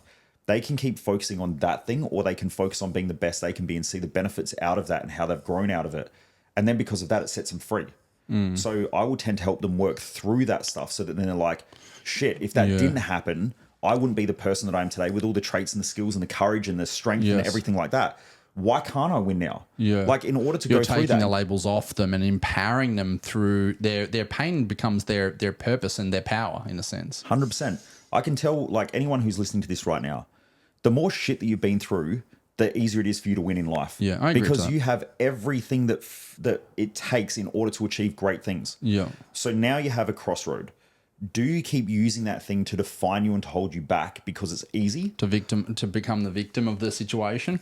Or do you then use it and go, holy shit, if I've been in this circumstance, in this situation, I'm still alive. I must have had a lot of courage. I must have a lot of strength. I must have a lot of fucking wisdom. Resilience. Yep. And you use all of those things and you get out there and you crush it, because you go, if I've been through the worst thing that could possibly happen, what could hurt me now? Everything else is fucking easy. Yeah. And that's why I believe that for one of the key things that I teach people is, like, when we get you clear on your success map, the next thing is like, right, what does your daily and weekly structures look like? Because you want to create your own adversities every day. If I wake up and go to the gym when I don't want to go to the gym, I just created adversity. Therefore, life, Mother Nature, God, the universe, whatever you want to call the force, Yoda, whatever. Yeah. We are forced to grow. So everything in nature has to grow or it dies. So we have to have pressure and stress in order to grow and expand. If we're not creating self-imposed adversity, life, universe, Mother Nature, God has to give you adversity. I would rather wake up every day and just go, all right, I'm going to take on this shit. I'm going to hop do in that ice bath. Yeah, that could be part of it. If that's Or your go to the method of- gym or do that project that I've been putting off, or I'm going to sack that person I've been bitching out upon because I've been people pleasing, whatever that hard thing is, which intros into, let's talk really quickly. Where's Watson? Yes. I saw you've been doing some work with him, and I think a lot of the stuff that he talks about a lot of is that creating that self-adversity, and it's in that adversity that you really, meet the truth of who you are. Yep. Can you share what are some things that you've been doing with Wes, and how, in the same way you said, you've worked with all of these, a lot of these amazing people around the world that probably people such as myself or others have seen online. What are some things that recently you've learned from Wes that you've kind of put into your arsenal? Yeah. So, really, the key thing that I hired Wes for was I just needed a bit of a kick up the arse. I got a bit comfortable here in Australia. I've sort of just I leveled out a little bit, and that sort of happened through COVID. We had some challenges and adversities and so on. Like our staff members dropped. Like I had to get rid of some staff. Not that they were effective in their job roles or things like that. We grew too quick, and so I just naturally hired people like most small business owners do. Yeah, you don't really understand hiring, and this is what I teach a lot of our business owners is like when you're a startup business and you're growing into scale, you really have to learn so much so fast. And if you're not drinking from a fire hose every day, you're going to cap yourself out. And so a lot of small business owners, they start their plumbing business, they hire a couple of staff, they get, they hire Joe because they've sort of seen him around the place, and then they hire it's their cousin's best friend's son. Yep, they hire the wife to do the admin and all this sort of stuff. And then all of a sudden they're like, I'm fucking stressed all the time. Like people aren't doing their jobs. And I sit down and go, right, what's the game plan? What are the values of the organization? What's the mission of the company? What are your 90-day or 12-month OKRs? And they're like, I know none of that shit. And I'm like, well, fuck. What are your team meeting rhythms? How are you, all that stuff. All of that stuff. So they just, and then they go, we've got more staff now, so I've got to go out and win more work. And then when I'm winning more work, then I'm not doing work, so the cash flow is dropping. Windscreen wiper method, yep. Yeah, so it's just they're just in this stuck state where they're doing a lot of stuff and it's not really getting the results. With business, I know we sort of got off track from Wes, but what I had personally done was I started flatlining. So we went through COVID. I went through that issue of what most people do is I'd hired. We'd grown quick. I'd hired patchwork hiring. Yep. I was hiring out of desperation, which is what most business owners do. When I need someone, I'm like, shit, I need someone quick. And so then COVID hits. We had, I think, 13 staff at the time. Ended up downsizing back to one. I just kept a one staff member where I was like, this person has our back. I'm 100% they can do sure 12 other people's work. Yeah, and so we sort of kept that person who's still with us today, Amy. She's fucking amazing. She's part of the furniture. Shout out to Amy. Yeah. And then what we did was we started the rehiring process, and going through COVID, there was some cash flow constraints and all of that. Just before COVID, I went out and bought a second supercar, so that didn't help either. And everyone's like, just sell the car. And I was like, fuck, if I sell it, I'm going to take probably take a huge loss. Yeah, I'm going to take a $50,000 hit. I'd rather just work my way out of it. Yep. So anyway, that we went through that, and so we come out the other side, and everything wasn't too bad. But I think I got comfortable. Before that I was running national tours, and we would do like 13 stop locations 2 to 3 times a year. Yeah. We're packing out events and all of that, and then I took my foot off the gas, and I think I started being a bit more fear driven.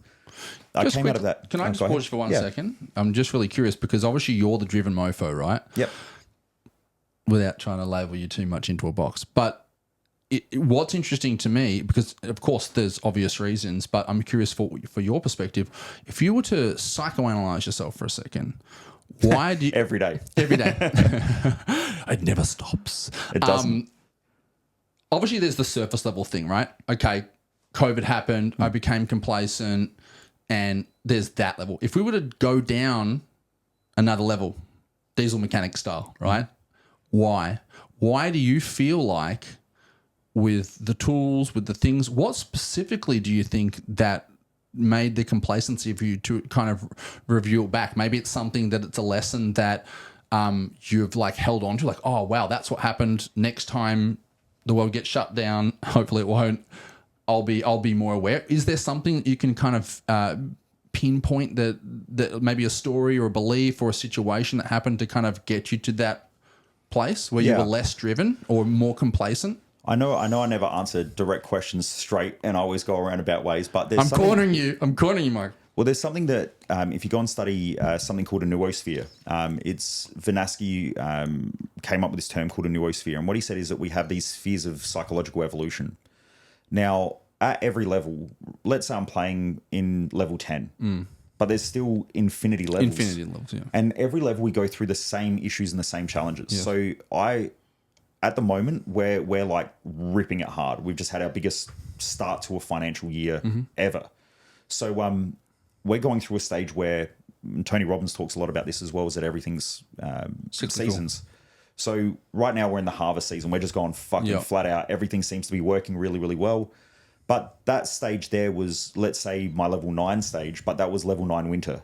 Yes. And so when business owners come to me and they're like, oh, I've got cash flow issues. I'm like, no shit.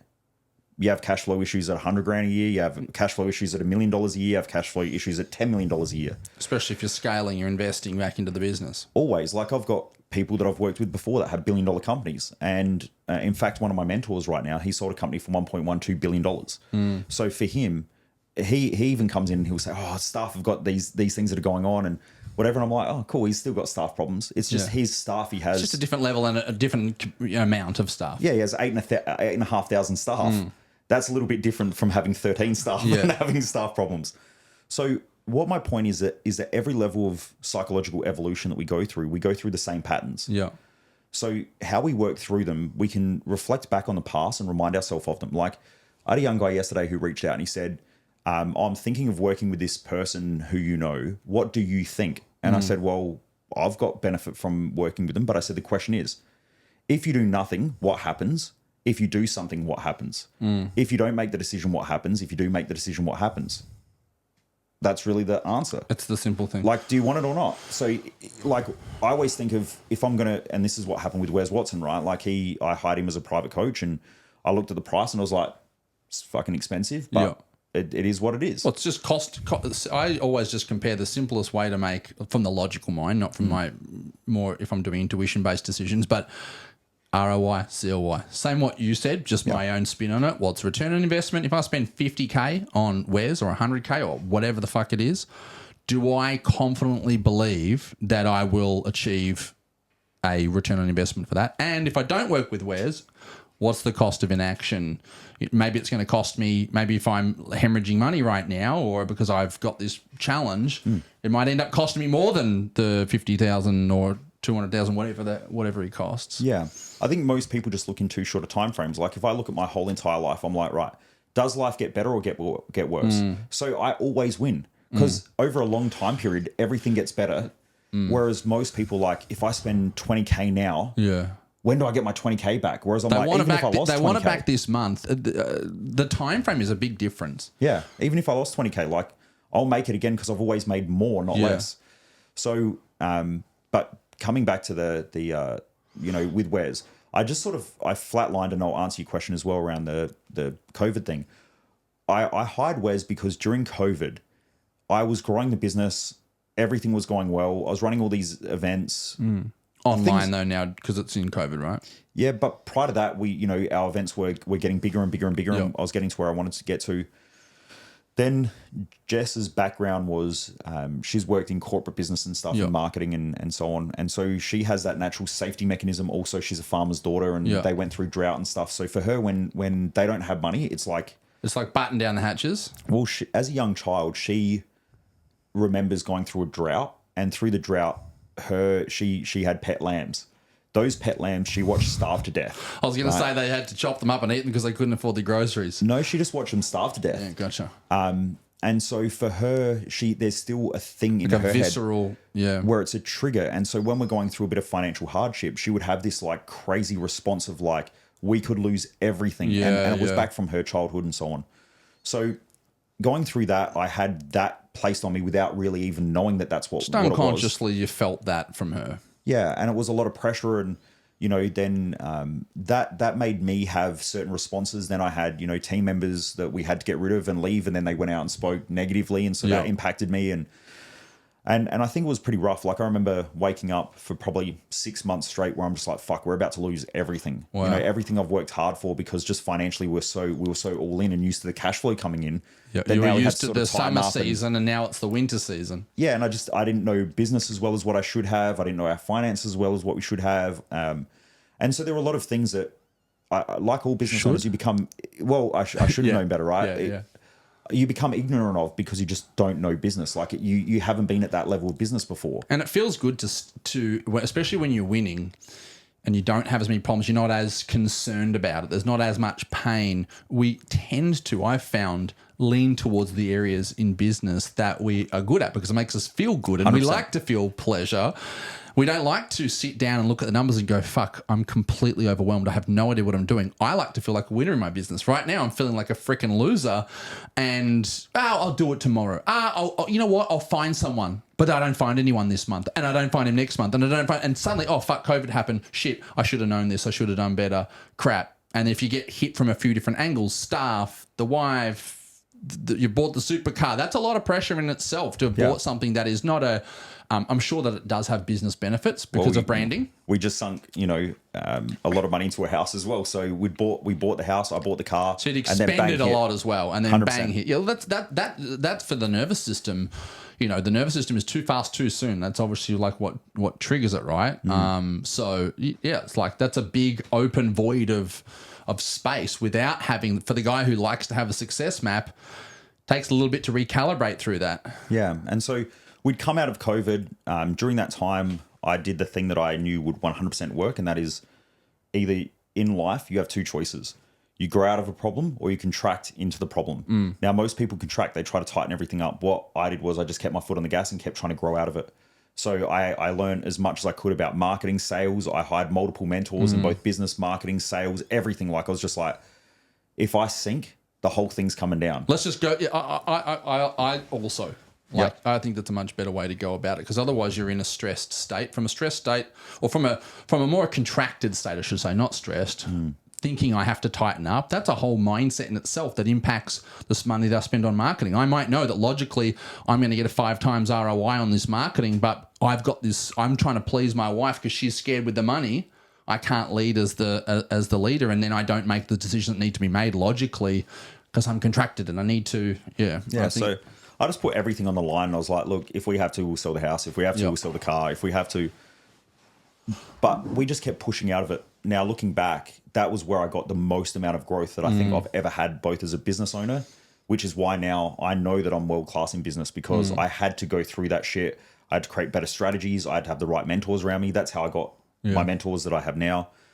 So anyway, we grew out of COVID and then we just sort of coasted for a little bit. But I said to Jess, like the big goal was to be global, and I knew that I was sort of in Australia, like I'm relatively well known. I get the best clients. Like I've had rich listers, some of the top sporting clubs, professional athletes, and then we get mums, dads, like the whole kit and caboodle come through. So I was doing good, but I was starting to get a bit too comfortable, and I said, right, it's time to step it up. So I just reached out to Wes and I said, look, I'd only seen his stuff a couple of months beforehand, and I said, look, I love him. I think he's awesome. Yeah, I'm ready to rock and roll. Like, what's it going to take to work with you one-on-one? And he just sent me the money, and I said, I walked out to Jess and I said, this is how much money I need. How do we make it work? Because this is where people fuck up in business. They go to their partner and say, can I? Yeah, you don't ask. When you say, can I, you're a bitch. And I want everyone to understand that. When you say, can I, you're a bitch. You shouldn't be asking. You should be saying, how, this is what I want to do. How can we make it work? How not can. And that's what I said to Jess. I was like, right, I'm joining, I'm signing up with Wes. This is the price. How do we make this work? And we sat down and we went, right, we can shift some cash around here and here. And I transferred the money to him and just said, hey, dude, I'm ready to rock and roll. And it's been great. Like I only had a chat with him because I want to run an event in Miami. He's a character too. And I think just going back to just really quickly touch on the original question I asked you about, like, why did you become complacent? Here's my perspective if you're open to it. Yeah. You became, there's the big pond is the world.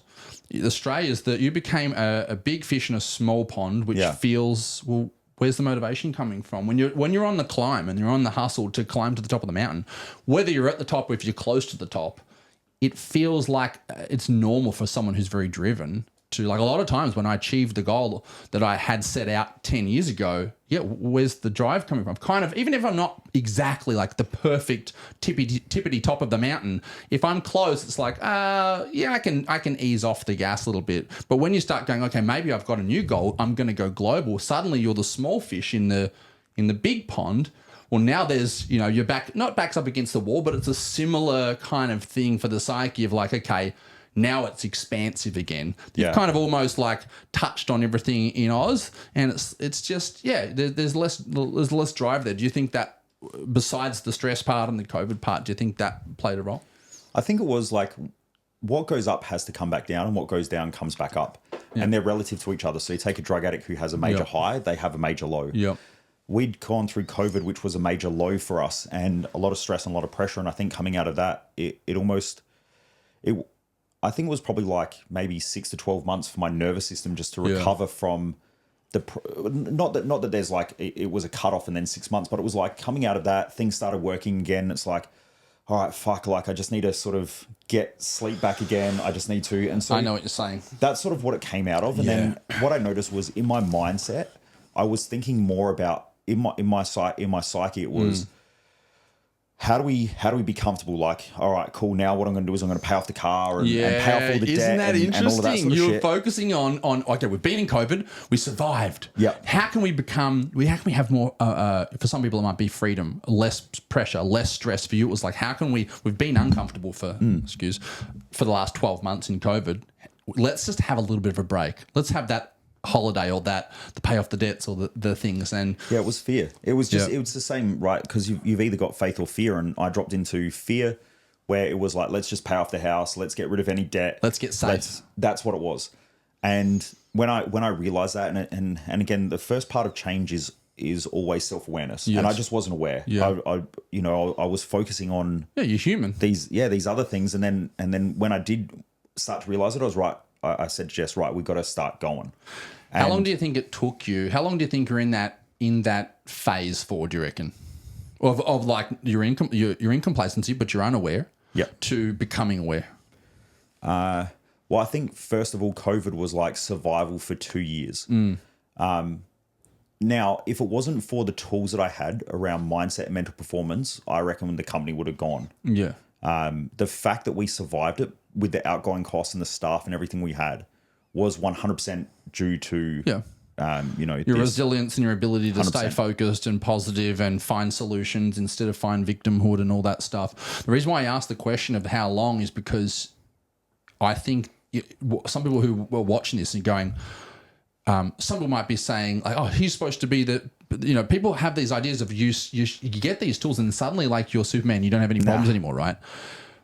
My perspective is that like how you can tell the growth of someone is how quickly that you become aware. Everyone's going to have shadows. Like you said, you can't see them. That was a shadow. I didn't realize that I'd gone into a mode of comfortability rather than a mode of driven mofo of growth focus. I was in a mode of comfortable focus.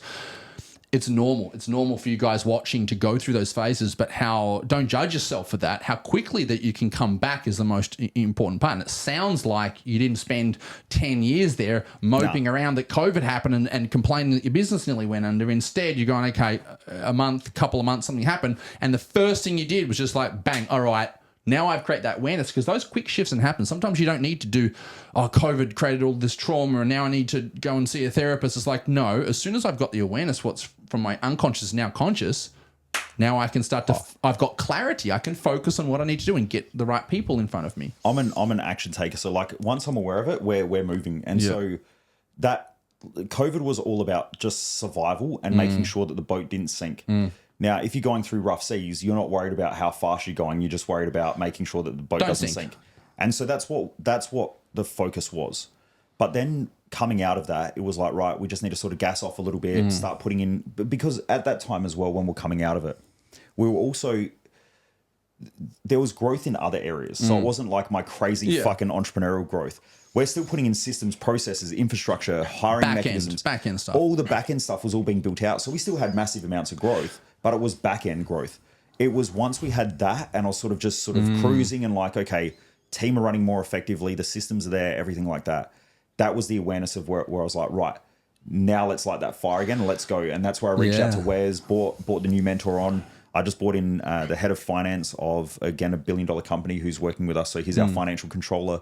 And by the way, we're still making, even throughout COVID, we're still turning over, 7 figures plus. So it wasn't like we were like gassing off. It was like I was still going fucking hard, but it was like trying to swim the English Channel in gale force winds. Yes. It's not. You're not in a state of flow. You've got every single person with their oars out of the boat and in the water and paddling 24/7. Yeah, we're going, and all I'm doing is I'm just bucketing out water. Yeah. And so we're still doing what we needed to do. But so the Wes Watson thing was just right. Wes, let's go. He was really good. What are your top 3 things that you've learned from here? If you were to really condense a couple of things. Well, so the first thing that he did, and part of the reason why I hired him, was he just looked at my social media and went, right, bang, we're going to tweak your offer a little bit. We're going to make sure you've got a better posting strategy. And I just want you to tighten up a few little things in your own personal life. Yeah. We'll just tighten that stuff up and then I've been going. And so from there, essentially, I turned off all of our marketing and I just did the organic posting strategy that he said, brand building rather than, actual marketing. Yeah, and so we did we've essentially done just over 500K in 3 months with just organic posting.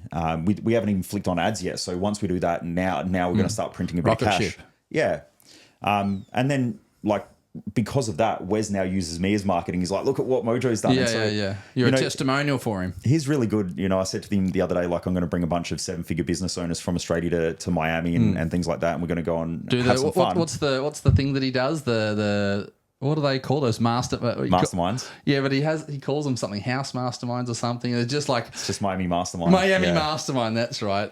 I like watching them. They're funny. Everyone gets on the thing and they start he gets his phone out and doing it. Yeah. So he just said, he's like, look, I'm not going to do any this year. I'll promote it all for you. Yeah. So what I've found is when you bring on good mentors, the best thing that you can do is perform at your best.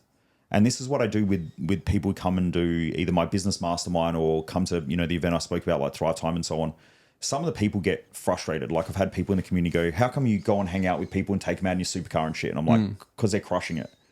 I want to hang around with people that are driven because they remind me of my drive as well. Exactly. And when they step up, I got to keep stepping up. So we push each other. And as a community, that's what we should do. I think that if you want your mentors to take you seriously, the best thing that you can do is show them that you're a fucking amazing student. And that's exactly what I do with all my mentors. Hence why, I've been able to connect, there's some mutual respect that you're getting from, your Wes Watsons or your Dr. DeMartinis. You're not just going there paying them and expecting them to solve your problems. You're going there looking for those tweaks, like you said, like a driven person rather than a depressed person. And with those tweaks, you run with them and make them proud in a sense. 100%. And I make them what they want, which is money. Yeah. So with DeMartini, I put bums on seats at his events and things like that. Yeah. But when I head to the US, he comes and has dinner with me. Nice. His daughter and stuff I'm close with, so I'm always chatting to them and finding out what they're doing. And but yeah, so that's the Wes stuff. Now I know we've got to wrap up, so we'll go back to childhood. I've always had a good work ethic because of my dad. Yeah, that's where we left off. Your dad, your working nights, and then doing school. But at 15, I got expelled from school because the kid who used to pick on me quite a bit, he threatened me with an iron bar one day in the city, and I sweated on it all weekend. I went back to school on Monday morning and beat the living shit out of him and broke his jaw and stuff like that. And so school said, we can't have you here because you'll scare the other kids. And I was like, you should have fucking thought about that by controlling this lunatic. Yes. And they said, weirdly enough, the school's like, yeah, we knew it was a problem. And my mum was like, you fucking assholes. So anyway, I ended up going to a different school, We won't go into schools. You'll get me. We could talk 5-hour podcast just about the schooling system. We won't go into that, but they're a good playground for mediocrity, that's for sure. But anyway, so I got expelled from school, fell into this downhill spiral of depression. I didn't really, because my parents always partied on the weekend, so I would go away. Because they were young. They were young, yeah. So I grew up water skiing, wakeboarding, riding dirt bikes. My dad bought a block of land with the Australian Junior Rally Champion, and so we had rally tracks on there and used to thrash cars and stuff like that. So I grew up watching these adults just partying and going fucking wild. It was like, I don't know if you ever grew up watching Krusty Demons. Yeah. But it was Krusty Demons videos at the shack and stuff. My uncle loved the Krusty. Every Christmas I would see him. We'd watch the Krusty Demons. Yeah, so I'm around adults that are having huge bonfires and like fucking jumping over them on push bikes and shit like that. Like it was just crazy. So much alcohol. But that's where I learned my love for human behavior, because I used to observe how adults operated. What the fuck are these guys doing? That's exactly right. But at 15, when I got expelled from school, I got super depressed and tried to end my own life. Yeah. And it was just because I was in trouble at school all the time. I was in trouble at home. I didn't have a place to fit in. I didn't get along with the kids at school because I would go there and I'm talking about people getting pissed every weekend and, you know, thrashing cars and wakeboarding and all that sort of stuff. And they're all talking about what they did in the footy team. And so they would hang out with their teams of friends, and I didn't really fit in.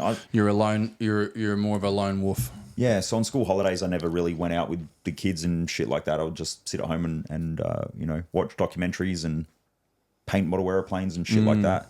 At 14, I bought a car, so I would, you know, I was building my car in the shed on school holidays and stuff.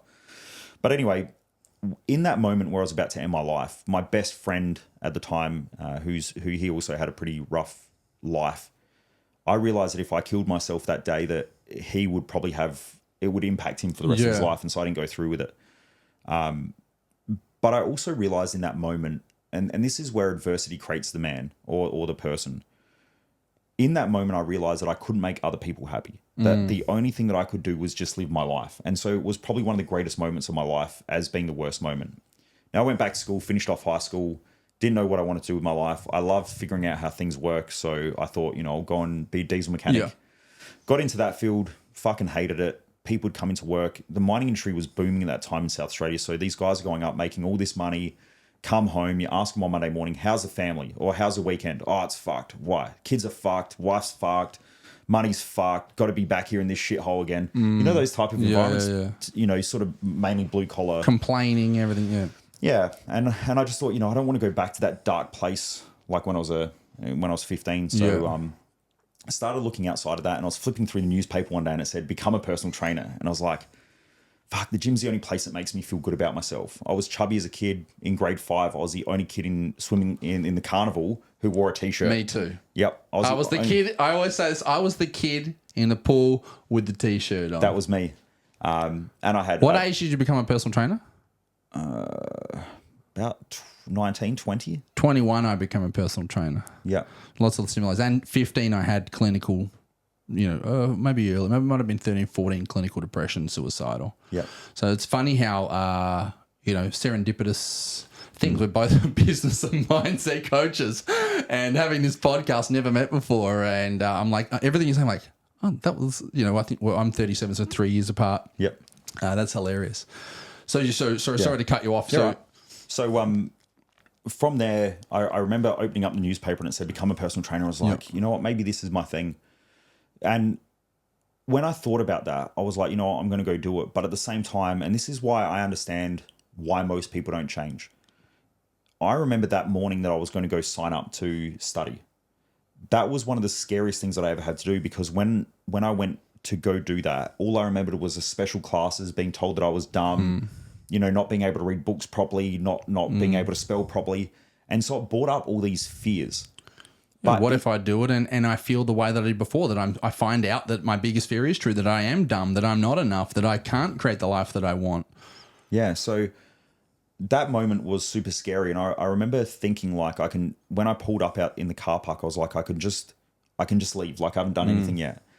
And then almost when I made that decision, it was a relief. And I still have that now, is like, I always know the decision is the relief. If you don't make the decision, the relief's not there.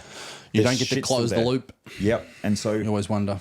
I think a lot of people in their life have mental health issues or struggle in life because they're just not making the decisions that they need to make. And even if it goes wrong, at least you made the decision. You know what doesn't work. But the what ifs are what fucks people up. So yeah, I sign up to become a personal trainer, go and do night school. So I'm working 10-hour days, going and doing night school. And after a couple of months, I was a straight A student. I was like, it was the first time that people had ever told me that I was fucking good at learning. In it. Yeah. It was my values, right? Yeah. Which I now know. Yep. So I become a straight A student there. Got signed off my apprenticeship a year early.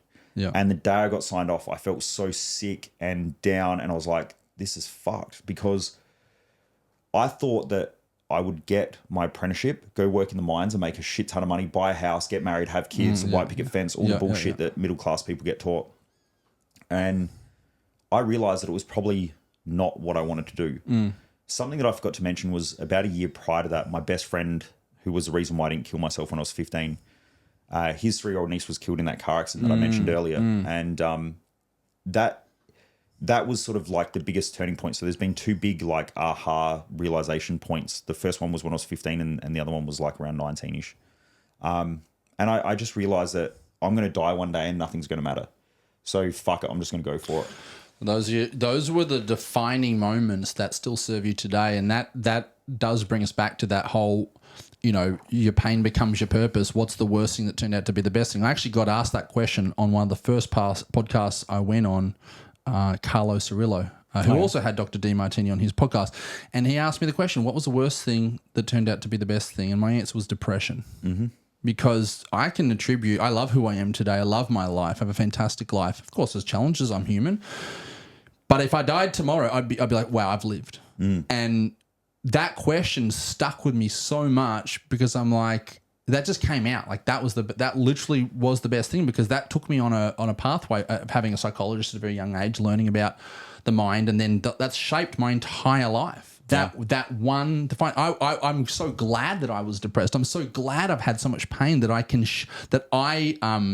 have gone through the things I've gone through, so that then I can really hold space for people and serve people through moving through those challenges themselves.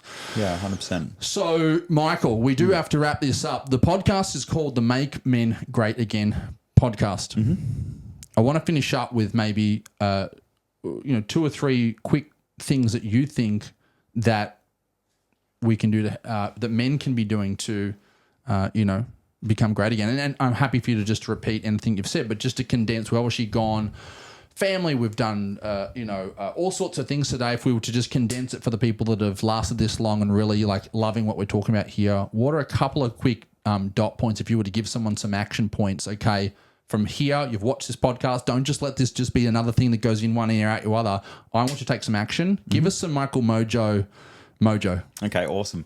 I think one of the greatest things that people can learn is know thyself, be thyself, right? It's the great Greek principle. If you don't know who you are, it's almost impossible to be who you are. So you need to know who you are first. And that really comes down to understanding, your success map, your values, what you're here for, your purpose, your mission, and so on. A lot of people talk about purpose and values and stuff like that, but I don't really think there are many people out there who actually fucking nail it with people. Yeah. I think you really have to get clear of those things first, because that's going to be the drive for everything. That's that clarity you're talking about. Without the objective, without an alignment pathway to walk on, you're going to end up walking on someone else's path and then wondering why you're depressed. Yeah, and I use a framework which I created in the last couple of months or the last 12 months, and it's clarity times by standards plus environment equals results. So the first thing is you've got to get clarity about who you are and what's meaningful to you that you can live every day. That's super important. I think way too many people either chase something in the future or keep reliving the past instead of just being present. Part of the reason why I don't need to meditate is because when you do what you love anyway, you're always in the moment.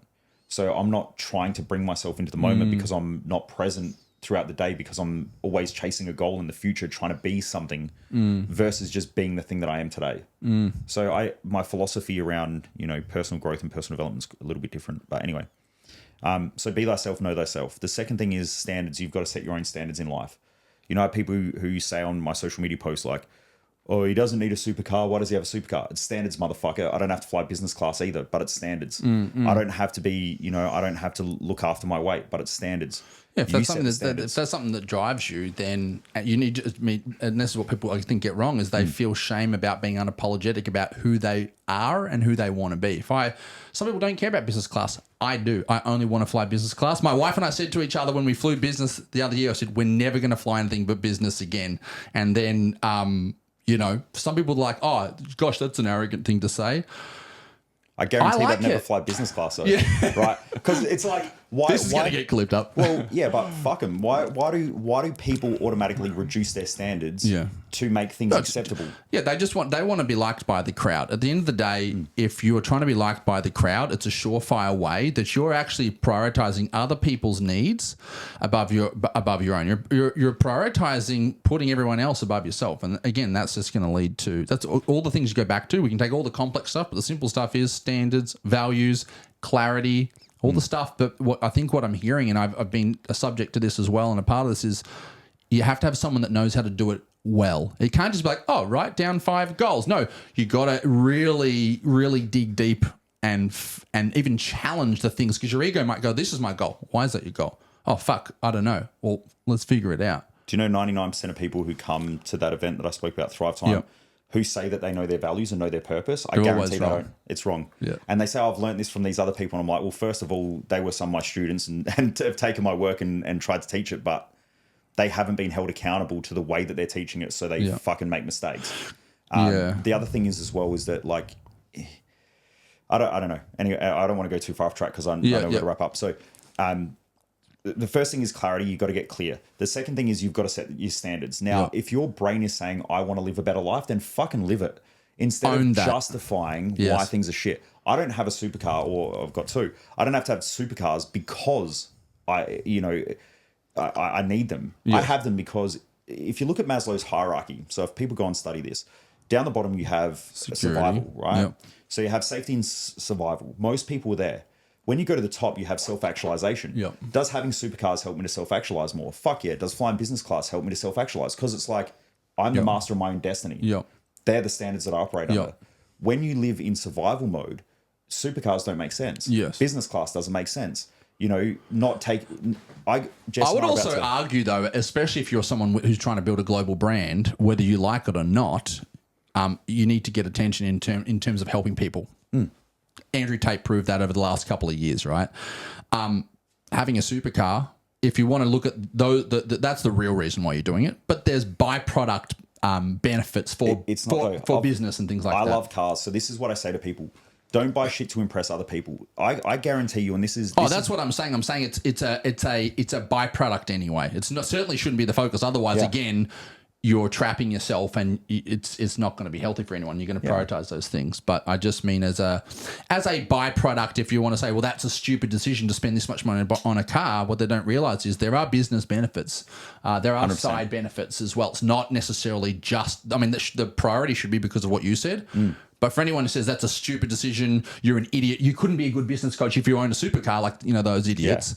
Well, if you're thinking that, there are other things, there are levels to this game that you might not actually know.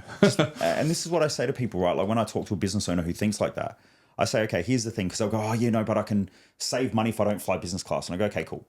I'll just ask you this question. If you had all the money in the world, would you fly business class? Well, yeah, of course it's better. Then fucking do that. Yeah. Just make more money. You'll make, exactly. Just make more money. My mum said to me, Scott, you think like a millionaire. And I said, well, if you want to be a millionaire, you kind of need to think like one. Like she was saying it as a because I was saying, oh yeah, we're going to we're going to have a chef. We're going to have a cleaner. She said, how are you going to do this? How are you going to have time?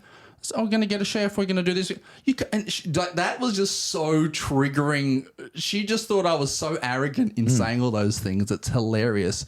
But like what you said with the spotting of the words thing, I'm like, yeah, well, if you want to be a millionaire, you kind of need to think like one. Those are things there's the reasons why people fly business. There's reasons why people do different things, even just from a standard thing. If you want to have if you want to see yourself in a certain light, these things help as well. Yeah, I wouldn't suggest just I know you got to flip to the next question, but like something that's really important, something that I've noticed with people who actually win the game of life is that when you say to them, if you took it away, what would you do? Now, the person who's won the game of life already knows that they don't need the shit. So if you took away my cars, I couldn't give a fuck. Like my value does not come from the shit that I have. Yeah. If I lost my business tomorrow, I would not lose an ounce of fucking sleep, or maybe 1 ounce of sleep. I'd probably lose some of sleep. It'd be okay to lose a couple of ounces. Yeah, but it's because my value isn't derived from that thing. Yeah. I have everything I need, which is in my mind. I could start a business tomorrow and grow it to 7 figures within 12 months. You've got the skills that you've built. You can just start another one. That's why you see people who lose everything and then they go bankrupt, couple of years later, they got another business. It wasn't a fluke. Yeah. It's skill, it's wisdom that's built along the way. It's character. Whereas when people have low self-worth and when they have a low self-worth and they don't know who they are as a person, they buy shit to impress other people. Yes. And it's what they're the trying to do Gary is they're V getting thing. the validation externally. My validation doesn't come from my cars. I get people all the time. They're like, oh man, you're so lucky because I got cars. I'm like, listen here, shithead.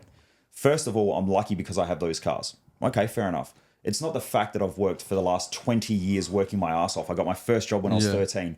When everyone else was out partying and shit like that, I was still working. It's not the fact that I missed my grandmother's funeral when she died because I was on national tour and said, you know, I'm staying on tour because that's what I do.